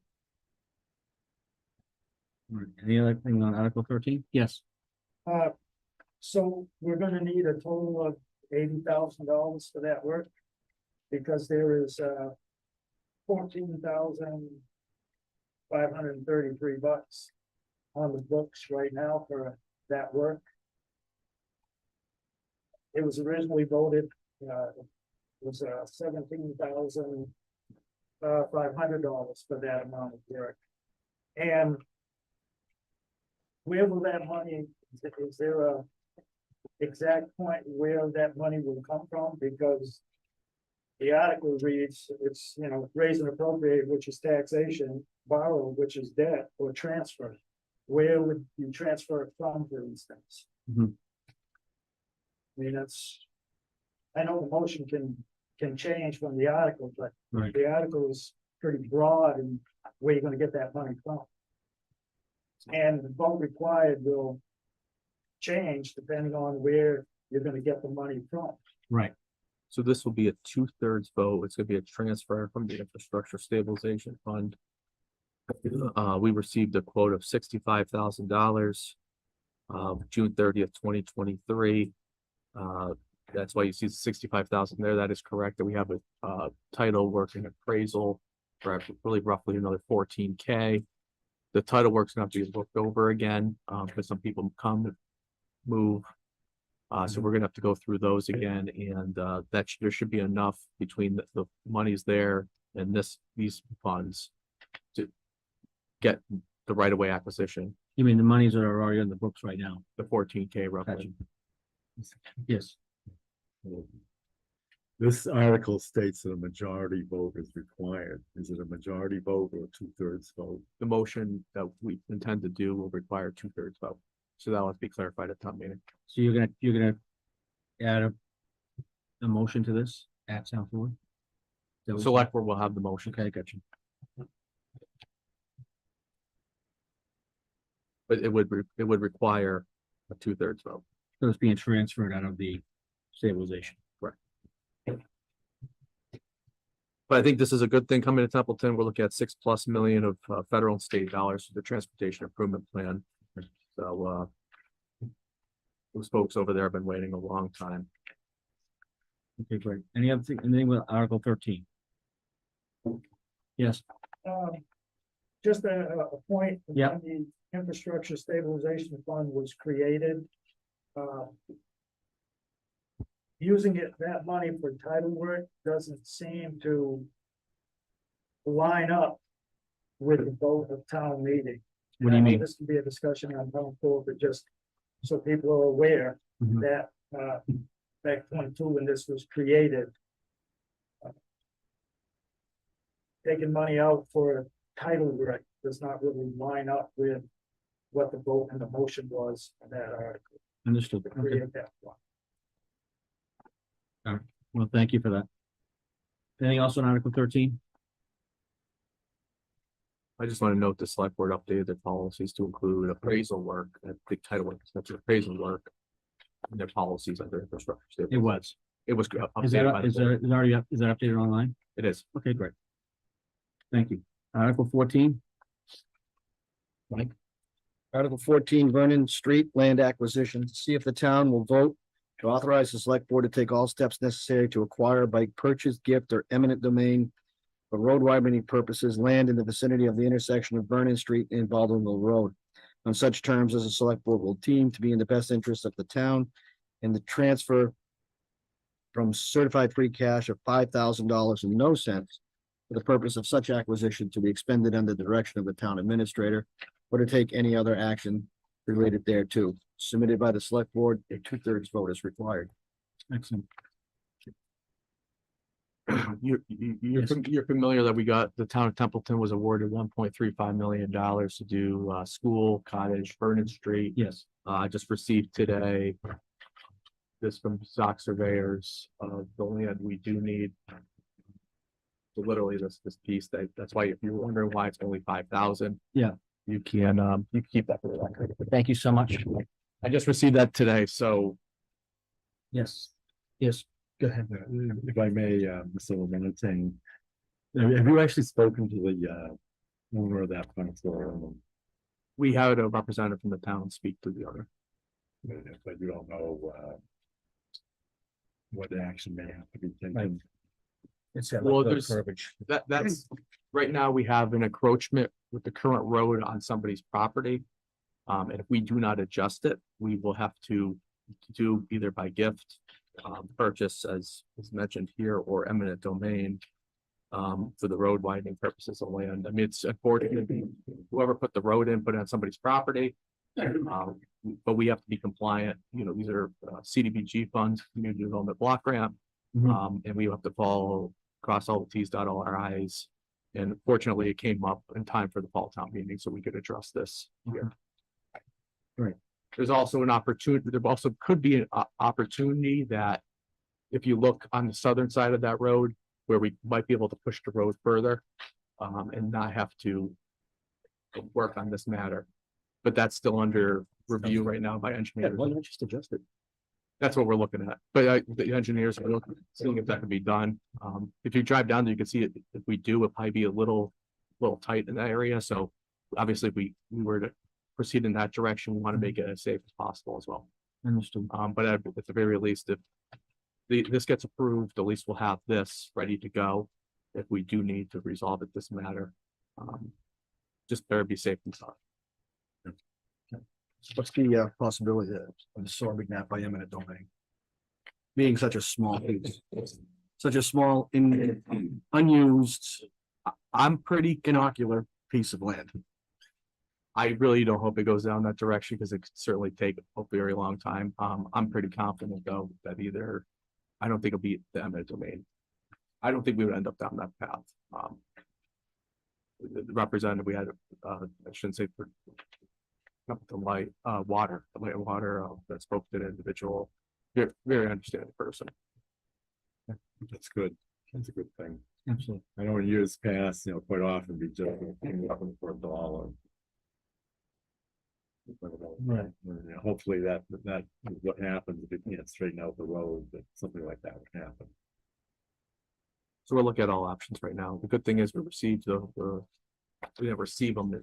So we were awarded the 1.35 million, so. Excellent. Anybody else have any questions on Article 14? Article 14. Excellent. Let's see, Article 15. CPA funding for redevelopment of the Baldwinville School, to see if the town will vote to appropriate the sum of $750,000. No cents. For the below mentioned project as follows. Item agent expense, CCMPZ School Street LLC, $750,000. Affordable housing, CPA funding, $135,000 in community housing, $615,000 on design. Paid affording housing, by the development of the Baldwin Elementary School. This award is subject to a grant award agreement between the town of Templeton and the project developer, or take any other action you choose. Submitted for select on behalf of the community preservation community. Article 15, any questions? Yes, Mr. May. Just a question relating to the sale. I'm looking at the original development timeline Mhm. for the property, and it has that, on 11/17/21 was supposed to be the closing date, I believe. Or 12/17, sorry. No, here's 11/17. 11/17/21. I was wondering if we had an updated date on that, how long we're going to be responsible for BES until it is sold, now that these grants and funds have been made available by Templeton, if this is approved. Good question. That's a good question, yeah. The select board voted to extend it. They'll become due soon. They are gonna be going to the next select board meeting, looking at another, request of extension. I don't have a specific date yet of what they're looking to, but they're gonna speak to the select board. So, the new close, there's a close date, but it's to be determined based on communication. Select board voted wants to extend it. Okay. They're coming back again to the select board to speak with them on the possibility of extending it. So that's a conversation between the developers and the select board. Okay, So thank you for, did that answer your question? so at the next select board meeting, you'll see the developers there related to an extension. Excellent. Yes, Yes, so there's 750,000 for this article, and then, I understand there's another grant out there, 750,000. That was part of like a five community award from the state, so they're getting in, they already got 1.2 million on the books voted to them, so now there's gonna be $1.5 million additional funds from the town of Templeton, basically. okay, It's a significant project. There's 750,000 here, and then there's that 750,000 from a grant. Those are two different things. right, they're two different, you talk about the other article that we haven't got to yet? Yes, Yes. 150 and Yes. that other grant. Those are separate requests. Separate, not, so Yeah, they're two it's separate. the 1.5 million. Right. Now, Yeah. plus the 122, I got you. and they're gonna give the town essentially back 400 grand if they ever buy that building from the town. Right, I mean, if that's the selling price, it's 400,000. You're giving them almost 3 million, and they're just gonna give you 400,000 back, so basically, you're giving them the building and the land. See what you're saying. And there could be arguments made on so many different ways, Right. But I think the important takeaway here is we're looking at a $30 million project. It takes a while to secure all the funding that we need, I got you. and we're certainly gonna bring significant development into the Baldwin section of Templeton that the residents support. They supported the 1.174 million. So it's really up to the townsfolk to see if they're willing to make an additional commitment. Understood. But remember, yes, the town would receive in closing 400K. What would be the cost to tear down that thing? Right, I got you.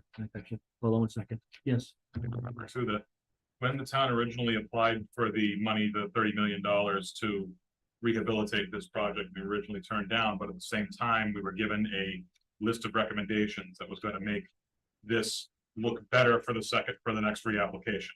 The $1.35 million that was awarded for School, Vernon, and Cottage Streets was one of those things that was recommended. We've got that. Reducing the price of the building itself slightly from $500,000 to $400,000 was one of those recommendations. We did that. Mhm. This article, Article 15, is another one of those recommendations. It's going to make that look better in order to get that $30 million this time around. understood. It's all part of the recommendations that we were given in order to make that, with any luck, to have the second application for that go through as expected. And these recommendations are coming from people in Templeton, I would assume. No, they're not. They're coming from the. I just need to know where it's coming from. Yep. Because people are gonna ask. Yep. Okay. Do you have any question? Yeah, I just had a question, kind of a comment more to speak. I was on the original committee that went through this and the review and everything and the discussion. And at the time, it was a $20 million, $21 million project, and we were looking at a return of about $100,000 per year in tax. I just wanted to ask and also mention that since that project is now a $30 million project rather than $20 million project, I would anticipate the return on a per year basis is going to be significantly higher by at least half. Just by the numbers. Mhm. So, that return comes back to Templeton over a lifetime. That's correct. So that's kind of our payback. It's an investment. Right. It's an exactly. investment. That's the way I look at it. I think that's a good thing. Thank you. Any other That's questions? one, this is a good thing. Any questions? Anybody with Article 15? Let's see, Article 16? You get that? Thanks. Article 16, CPA funding for rehabilitation of Houghton Park Playground. To see if the town will vote to appropriate the sum of $137,434.00 for the below mentioned project as follows. Item agent to expend, Building and Grounds / Parks and Recreation Commission, amount $137,000, $137,434. Purpose, rehab Houghton Park Playground. CPA fund source, $41,230 open space, $96,204 undesignated.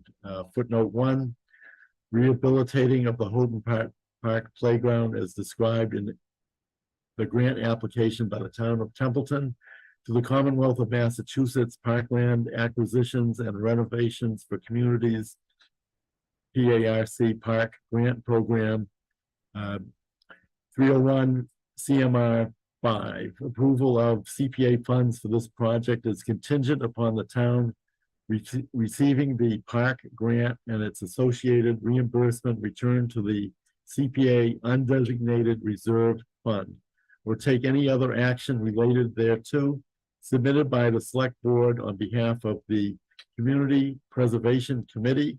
Majority vote required. Excellent, thank you. Article 16. This will be, this was sponsored by Parks and Rec to the Community Preservation Committee. Okay. What they intend to do, how I understand it, that parking lot over there is horrible. Horrible. I'm not sure if you ever drove down there. I almost feel like I have to go really slow. It feels like you bottom out.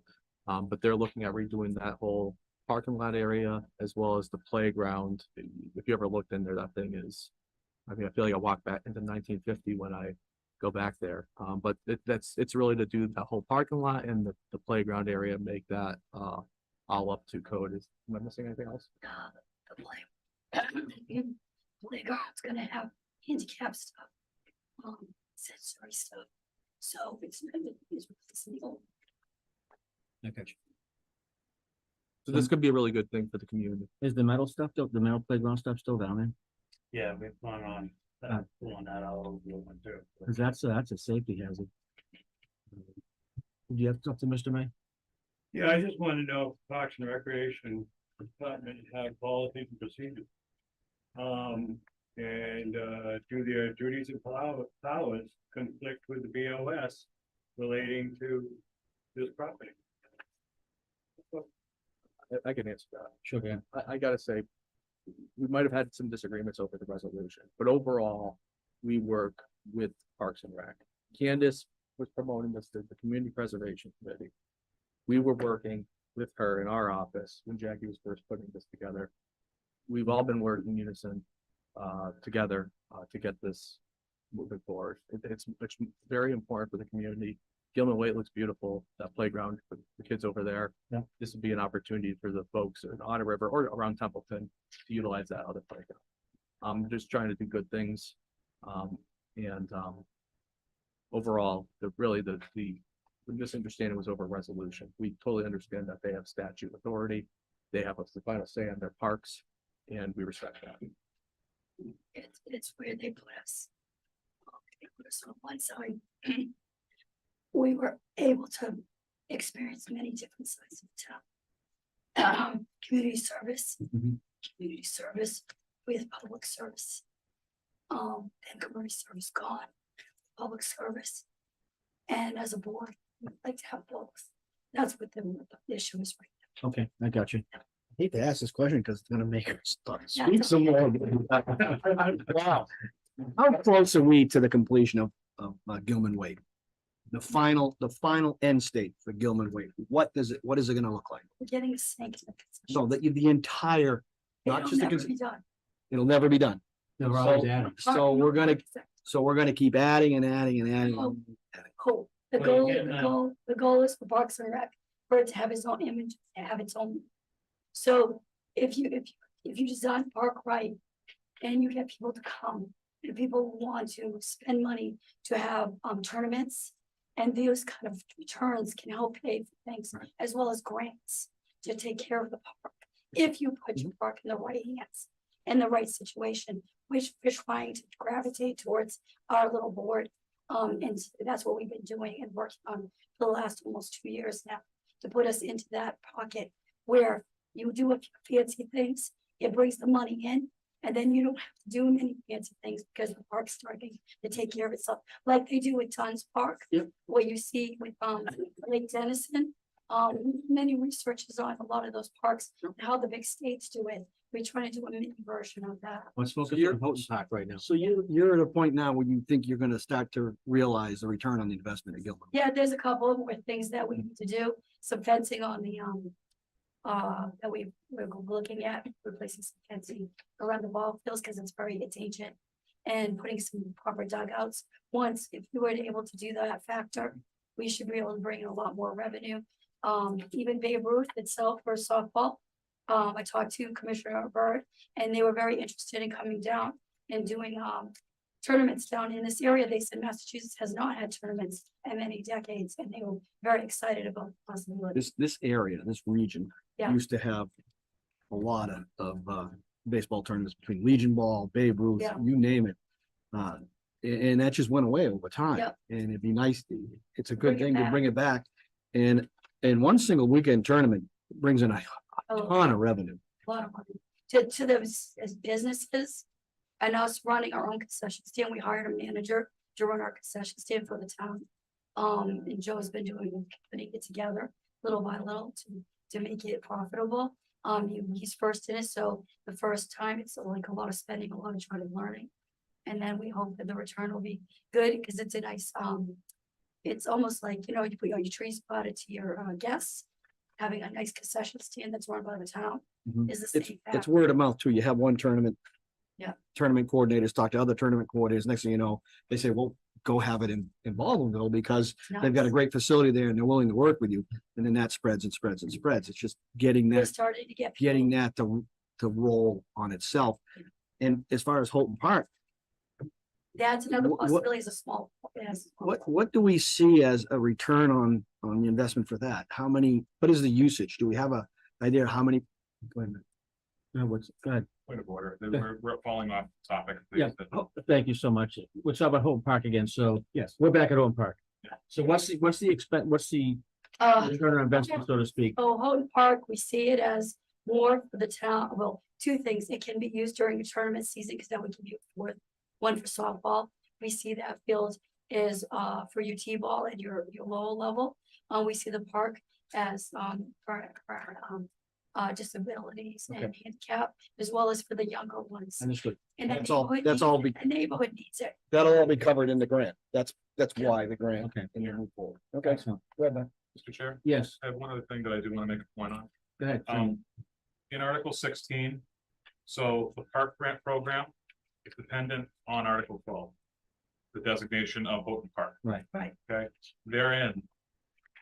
Article 12 must pass. Right. If it doesn't, If it doesn't pass, we would be forced to pass over Article 16. I understand. I saw I that. just wanted to make that clarification, so that Thank it you. is dependent on 12.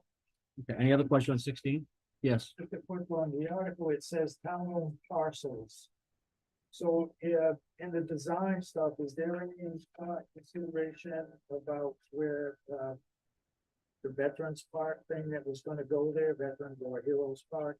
And is anyone tracking, I understand there was, or I'm under the impression there was, if I remember correctly, from 4 Elm Street, there were things collected and donations and stuff, is that stuff like been tracked? Was there actually stuff collected and does anybody know where it's at? I'm not sure I'm not even sure what you're saying. So about the memorial stuff. Currently, there was stuff bought for the Heroes Park. Parks and Rec has all intentions of making that front end the Heroes Park that it was supposed to be.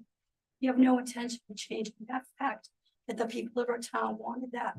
But apparently, we were being told that there was some kind of memorials or some kind of things that were purchased to go in that park. So that will be something that we'll have to search through the town, building grounds or whoever it was. We'll have to start looking for where these supposedly things were purchased. Okay, go ahead, Mr. I'm Miller. gonna say, just as a second on this, I mean, I remember this stuff from back in the old meetings when they were talking about, I think it was when Sheila was here.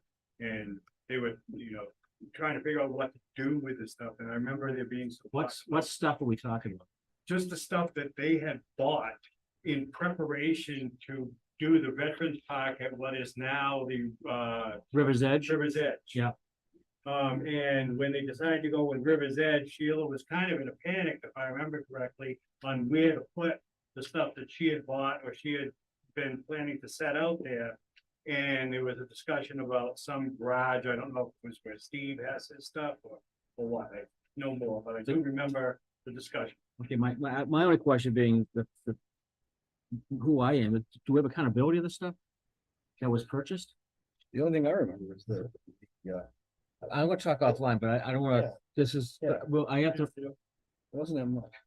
There was some purchase where it's stored, I'm not sure. Sheila did have a plan originally to incorporate the Veterans Park with CPC funding, the playground, playfield, put walking path around playfield, fencing, the parking lot. And it's gonna go any further. okay, The light department did make donations to put a new roof on the little gazebo thing there. but that was already done. Yeah, that's done. It still needs a little more work.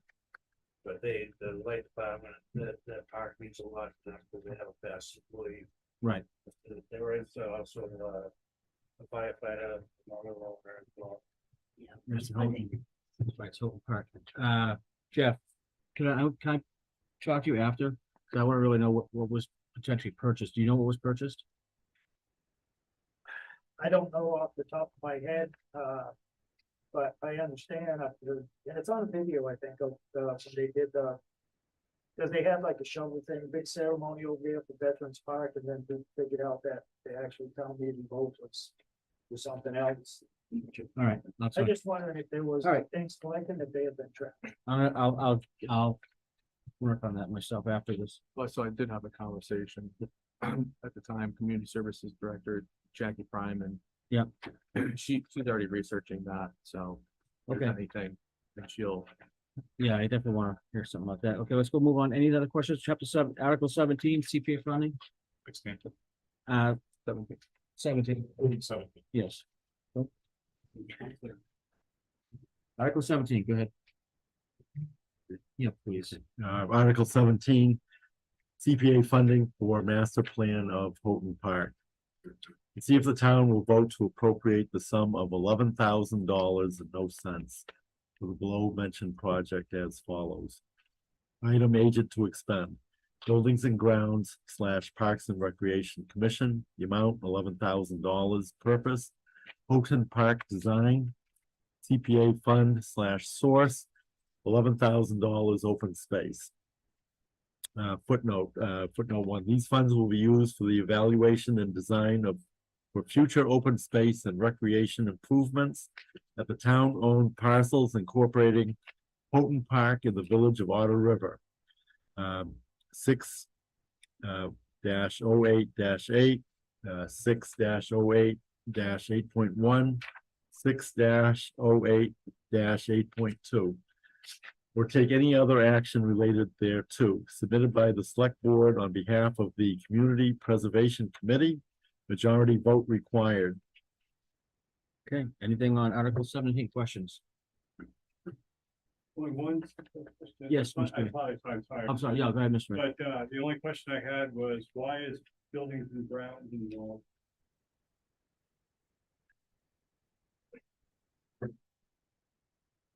this is a CPA article that's it's put together by them. So By that, building and that grounds. question would be more for them. CPA. Oh, the CPA, these okay. are CPA articles, so the select board just put it onto the warrant. All right. I mean, is that gonna affect where the money is used and why it's being spent? I think it actually makes things smoother because it's under building and grounds and I can do the purchasing for it. Yes. I would also like to note that if Article 12 doesn't pass, this probably also has to get passed over, Yes. just so you know. Right, great. Any other questions, Article 17? Jeff, you say something? You good? Okay. Next one, let's move on to, Article 18. Article 18, FY 2024 capital and special articles. To see if the town will vote to appropriate the sum of $125,250.00 for capital and special articles as generally described below. Police vehicle, $68,750. Highway Department additional Main Street Bridge design, $30,000. Treasurer collector, tax title work, $15,000. Building and grounds, Baldwin School carekeeping, $5,000. School committee scholarships, $4,000. Select board, 10 Pleasant Street sale, $2,500. And to meet said appropriation by transfer of said sum from certified free cash or to take any other action related thereto. Submitted by the select board, a majority vote is required. Excellent. Okay, you guys have any questions? Do you have any questions, comments, misconceptions? Yes, Mr. Mayor, what do you got? Misconception. No, never, not here. The treasurer's account, one has backlog, on the books, $34,000. It just seems like, how much money do we need? $49,000 for tax and title, in 1 year. Mr. Chair, if I can, Yes. I have all the department heads here, I believe for all these except for scholarship committee. Cheryl's been doing quite a bit of tax title work. Did you want to speak to that really quick, Cheryl, or? If you like, Okay. I do have a backlog of funds and I didn't request these funds. I don't think that I need them at this point. I am working on the tax title accounts. But I don't need to have that excess sitting there. I'm sure I can be used somewhere else.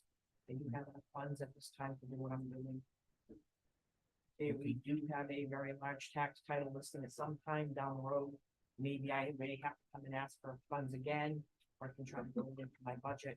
At this point, I'm working with what I have. Okay, I appreciate that. So I guess we'll have a motion with that not on it. Okay, we can strike a line. Yes, And the other item I had was, the scholarship committee. yes. Two things on that. One, when's the last time there was a report in the annual town report from the scholarship committee? Would be one. And, two on the scholarship committee would be, why is it in capital and not the separate article that it always was with the determination of being spent or distributed by the scholarship committee, which it is not now necessarily instructed so specifically. It's, Mr. Chair, Yeah, go ahead. it states scholarship committee and then scholarships. And it says at the top, special article. So it's capital and special articles. It's a special article. Yeah, so was that article wasn't? So it wasn't separate. You didn't separate the article, but scholarship committee didn't have its own article. That's what you're saying. Why is it not its own article? Because always, This meets the same as if it was separate.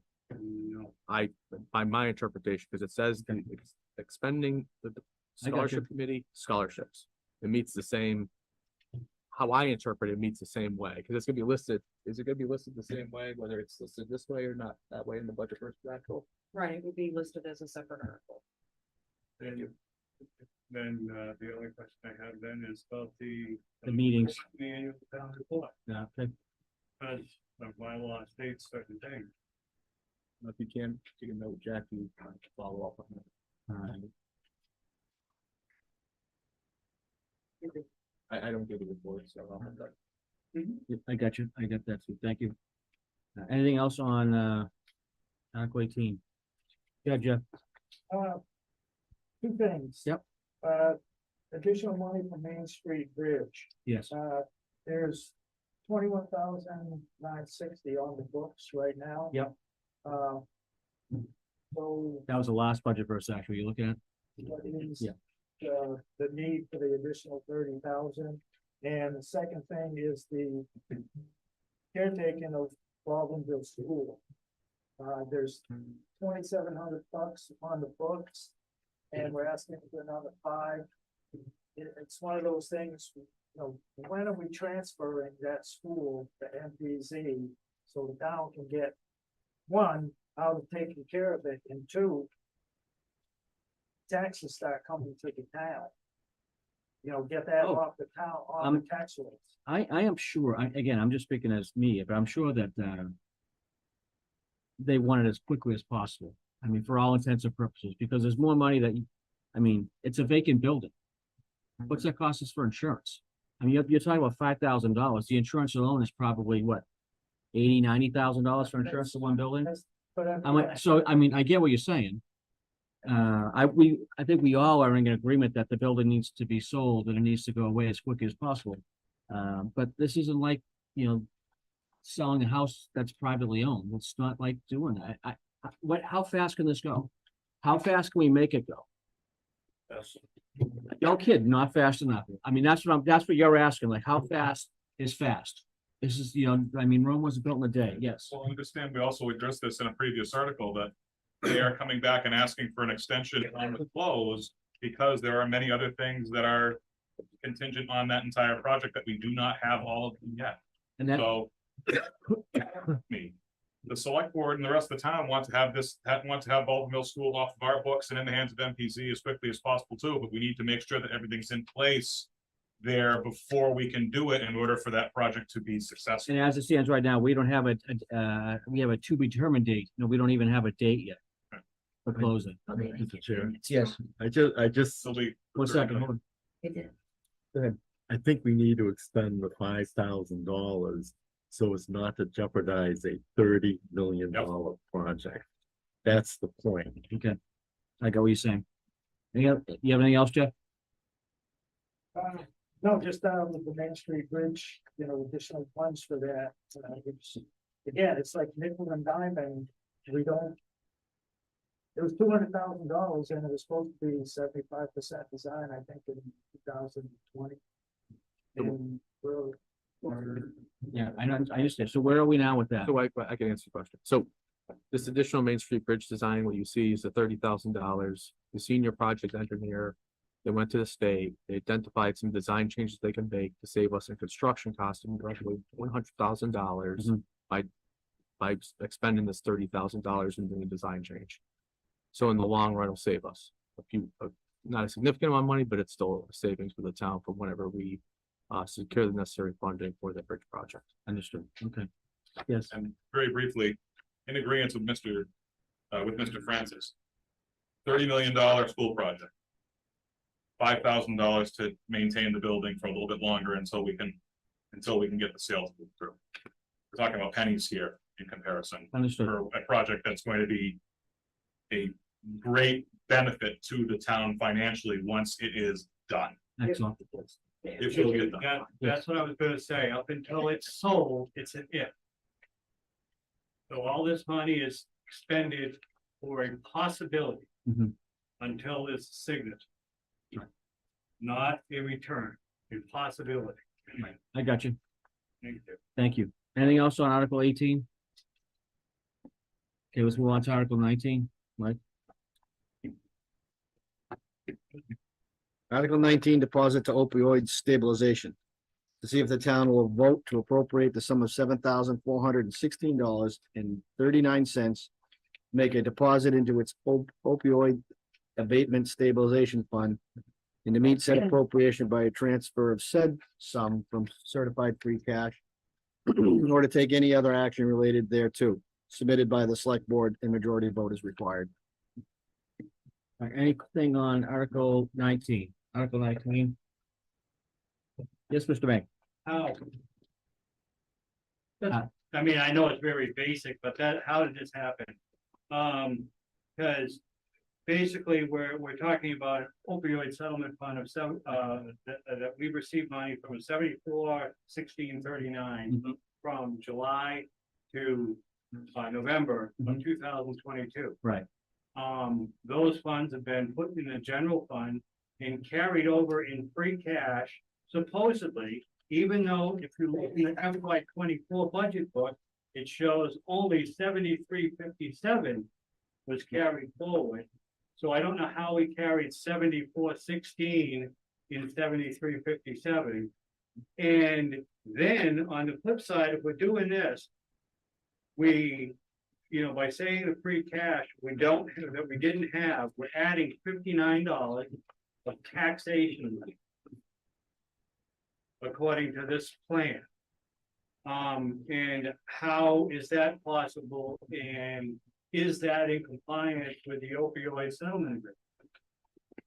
And the requirements through DLS in regard to handling? Well, I do know that there was a town meeting that voted to have this revolving account made.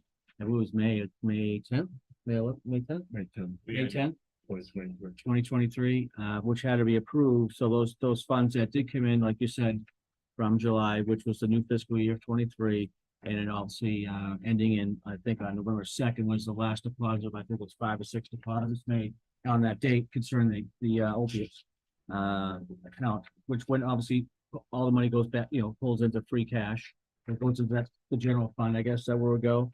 And then it gets rolled over at the end, rolled over, I would assume. And now since we have the account stabilized or made and approved by the state, now we're moving the funds. So your question is the $59? My question is, obviously the money wasn't in free cash because it wasn't enough.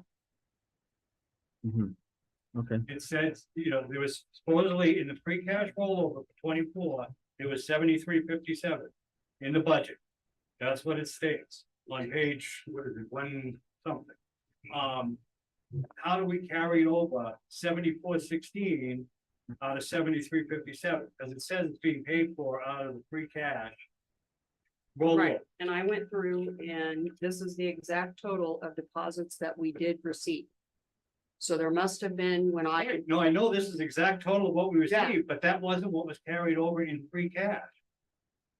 According to the budget, which shows that in free cash, we carried over 7357. 7357 out of the balance, and breaks it all down, it's 0.65%. So I don't know how we carried more money into the next year when we didn't have it. that I didn't create that document. Well, I just know that this is I got you, exactly I got the you. amount. I'll think, No, this is pretty simple. go ahead. Yeah, I mean, there's a difference of $59 here. $59. Where are these documents that are being produced? right here, That's it? yeah, you created it Well, I mean, I don't know what which year you're referring to. on 23, This as I is, said. this is 22's budget. This is 2021's free cash we're looking at. That one there? Yeah. No, they're the wrong one. The Yeah. other one's 3600. Yeah. I was confused by what you were talking about. Yeah, the other one's 3600. I got your question. This is not, no. The free cash plan has this This as is one of the articles. I don't know what you're talking about. I Okay, really don't. No. I got you. Yeah, because you looked it up, because I gave it to you before. did. Correct? I did. Okay. This is one of the articles within the free cash plan. It is. And that's Kelly and I checked the numbers. That's what we received. Hmm. That's what's going into the opiate stabilization fund. And this will be the last time you see this because it's going directly in moving forward. Right, based on Article 33 from last Correct. year. Correct. Right. How come that didn't happen between the town meeting and the end of last fiscal year when you still had the approval of the rule, but you didn't have the money? Because Mr. Chairman. Yeah, go ahead. I confirmed with town council at town meeting because I asked him that night the money that we have received to this year, can it be put in there now? And he said, no, because it had to roll through to free cash. We would need to have an article at the fall town meeting to move that money into the account Which was just made in May that 10th. that had just been created. So the And that's first- starting July 1, any funds that were received were to be put in that account. And the funds received are 7,416.39. And that's what's that's what came to us through the deposits, Yes. and that's what's being moved. Okay, all right, any questions? And the deposits were made in calendar year 2022, but fiscal year 2023. No, this is the money that came in fiscal 23 Yeah. that we had at the end of the year. Yeah.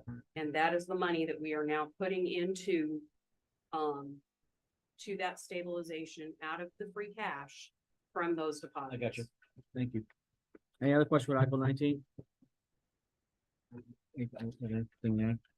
Okay, let's move on. Article 20. No. We'll do it all.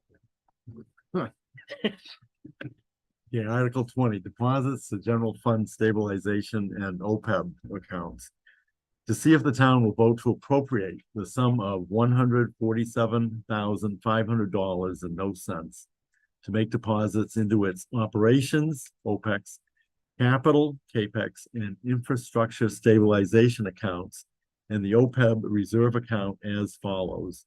OPEX, $35,000, CAPEX, $45,000, infrastructure, $45,000, OPEB, $22,500, and to meet said appropriation by a transfer of said sum from certified free cash or take any other action related thereto, submitted by the select board, majority vote required.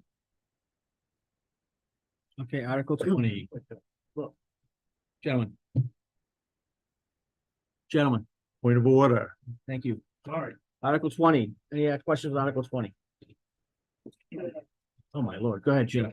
No, I didn't. I was gonna. Go ahead, Jeff. Go ahead. I'm looking at the free cash plan Yes, that was updated, October 11, 2023. Yep. And the infrastructure stabilization fund showed a deduction for 65,000. And if that's gonna, which one, Jeff? infrastructure, the free cash plan, Yep, okay, if you look at the contribute to infrastructure stabilization. yeah, 45,000, yeah. And then to the right of that, it shows a 65,000 withdrawal. So we're depositing 45 and we're taking out 60. I didn't see that. Can you explain that? I think what he's trying to say is because we're making a deposit of 45,000 based on the policies the select board adopted. Yes, And then if town meeting votes to take the 65,000 out for the Royalston Road, he's saying that it's gonna be a little bit lower in the total potential balance. I so believe that's the point he's trying to make. what's the balance in there now?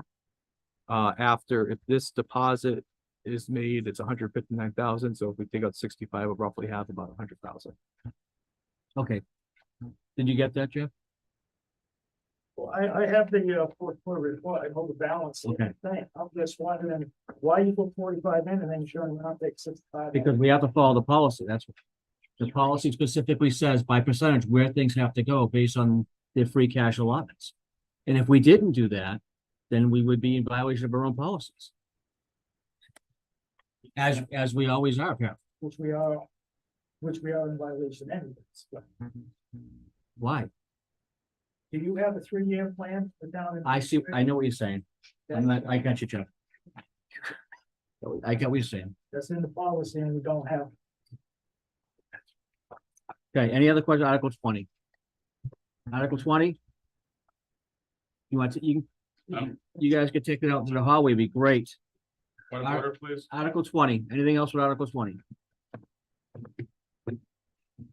Okay, Article 21, sewer department authorization to see if the town of Templeton will vote to appropriate the sum of $2,200,000 for the purpose of financing and replacement of the Crotty Ave sewer pump station, including without limitations all costs therefore as defined in section 1 of chapter 29C of the general laws.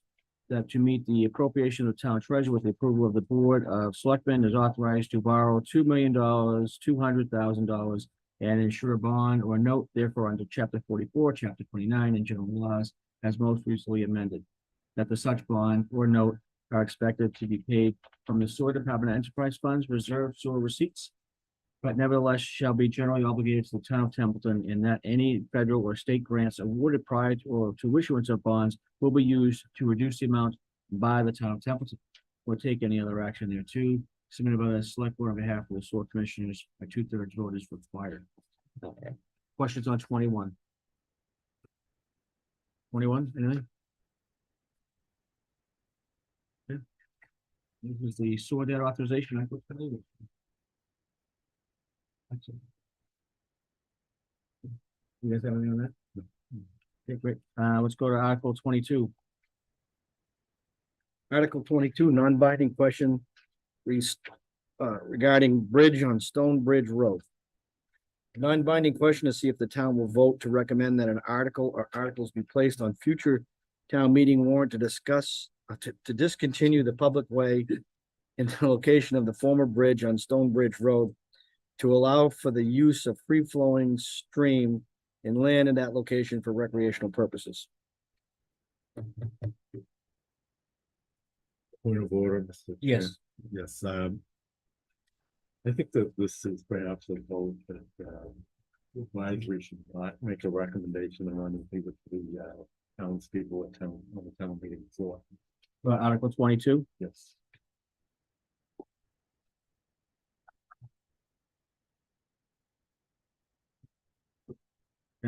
Excellent. You don't have anything on Article 22?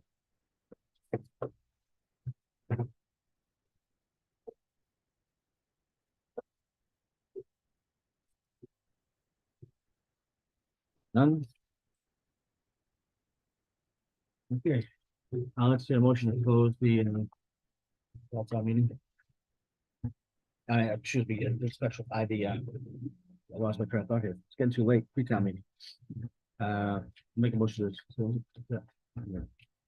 Mr. Chair, I make a motion to, close the fall pre-town meeting. A motion, a second? Second. A motion, second, any other discussion? I see none. Mike? Yes. No? Yes. And I vote yes as well. Now at this point, we're gonna go in and do our votes for each of the warrant articles, based on. Okay.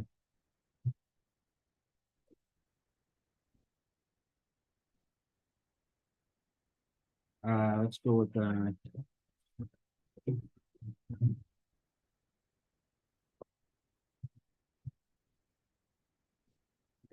Article 1. You vote, Mike?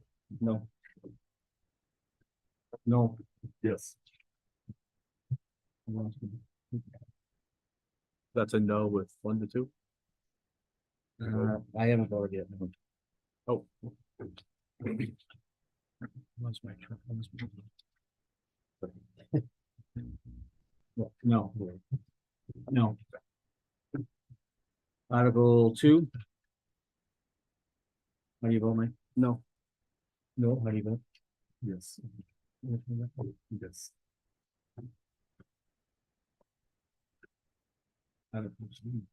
Yes.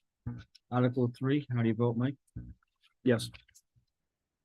No, Yes. I vote yes as well. Article 4, how do you vote, Mike? Yes. No, Yes. and I vote yes as well. Article 5, Mike? Yes. No, Yes. I vote yes as well. Article 6, how do you vote, Mike? Yes. No, Yes. I vote yes as well. Article 7, Mike, how do you vote? No. No, Yes. and I vote no as well. Article 8, how do you vote, Mike? No. No, how do you vote? No. And I vote no as well. Article 9. Mike, how do you vote? Yes. No, how do you vote? Yes. And I vote yes as well. Article 10, how do you vote, Mike? Yes. No, how do you vote? Yes. And I vote yes as well. Article 11, how do you vote, Mike? That we're passing. That's a Passover. The passed over, that's correct. Article 12, Oh, just, that's no recommendation for no one. said Passover. We passed. You're gonna pass it over. Okay, so the guide, you want me to just put no recommendation? Mhm. Okay. Article 12. How do you vote, Mike? Yes. No? Yes. And I vote yes as well. Article 13. How do you vote, Mike? Yes. No? Yes. And I vote yes as well. Article 14. How do you vote, Mike? Yes. No? Yes. And I vote yes as well. Article 15. Yes. Mike, thank you. No, Yes. and I vote yes as well. Article 16. I vote Mike, yes, no, Yes. and I vote yes as well. Article 17. How do you vote, Mike? Yes. How do you vote, no? Yes. And I vote yes as well. Article 18. How do you vote, Mike? Yes. No, Yes. and I vote yes as well. Article 19. How do you vote, Mike? Yes. No, Yes. and I vote yes as well. Article 20. How do you vote, Mike? Yes. No, Yes. I vote yes as well. Article 21. How do you vote? Mike? Yes, and I vote no. How do you vote? Yes. And I vote yes as well. In Article 22, there's no recommendation. And as we all do everything, again, not to, the bylaw is the bylaw. How would you like to present this to the people? We base the bylaw where, we can make up our own, recommendation book that we can present, which obviously we have to pay for out of our funding to do so, or we can, jump on board with the selectmen to put it in their with their, underneath their recommendations like they did last year. Any thoughts on that? Save the money, put it underneath. I Info. agree. Make it easier. It saves money and, You're not well, flipping we back can and just forth. Go through the article and see our recommendation. So it'll be one course of literature versus looking at two separate books. Yes. I think that'll be a little bit better. Okay. I'll entertain a motion to do that. Yeah, I make a motion that we include our recommendations on the town warrant along with the Board of Selectmen recommendations. Okay, I will most have a second. Second. Any discussion? Given that. It's cute. No discussion. Excellent. Mike, how do you vote? Yes. No, Yes. and I vote yes as well on that. I'm gonna add that. Did you hear that, Jackie? Yes. Excellent. And I have a couple things here to add to the documentation that we put online as well, okay?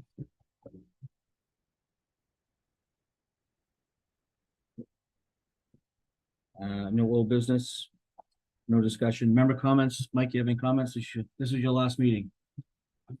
Yes, as my last meeting here, I'd like to thank Noel and John for all the education we've had over the last 2 years, the accomplishments we've made, and continue to strive forward.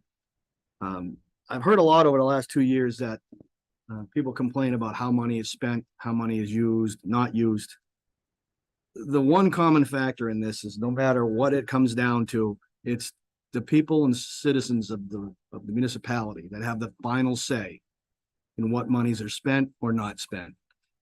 And it's incumbent on them to come forward at town meeting and make sure their vote is heard so that they don't have a misunderstanding. Just, it's, our form of government is so relied on the citizen input. And without citizen input and without citizens coming to town meeting and voting, it just, our system of government does not function well. And that's all. Thank you. I appreciate your service. Selfless service, I appreciate it. And he did, for the record, he did submit a resignation letter today. Jackie does have the official resignation. Okay. No, do you have anything? Yes, I have 3 comments. The first would be, I'm gonna miss you, Mike. You were a great board member and great to work with. You only say that because you have to do the report Mike.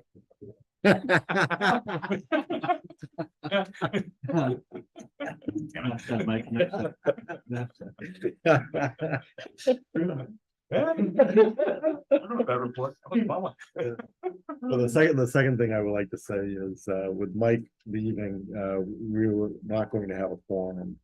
It'll be just John and myself, and, we really need, we're a 5-member, board. We really need 3 additional members.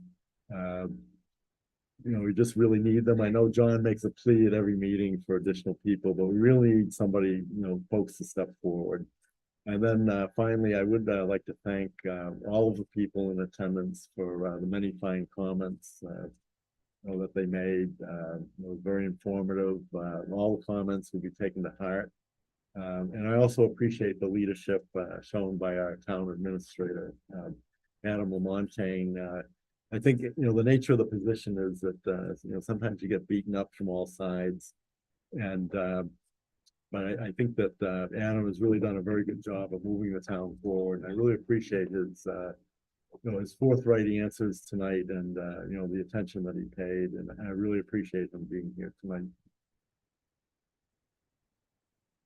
Right. Okay. Yes, go ahead.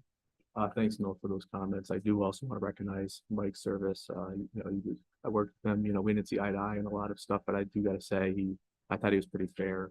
He did a good job while he was here, and you are losing a good member of your board. I wish Mike the best in his, I think he just got promoted to some big veterans position. Congratulations. Working on for a that. good spot. He'll be doing well. He'll be doing well. That's for sure.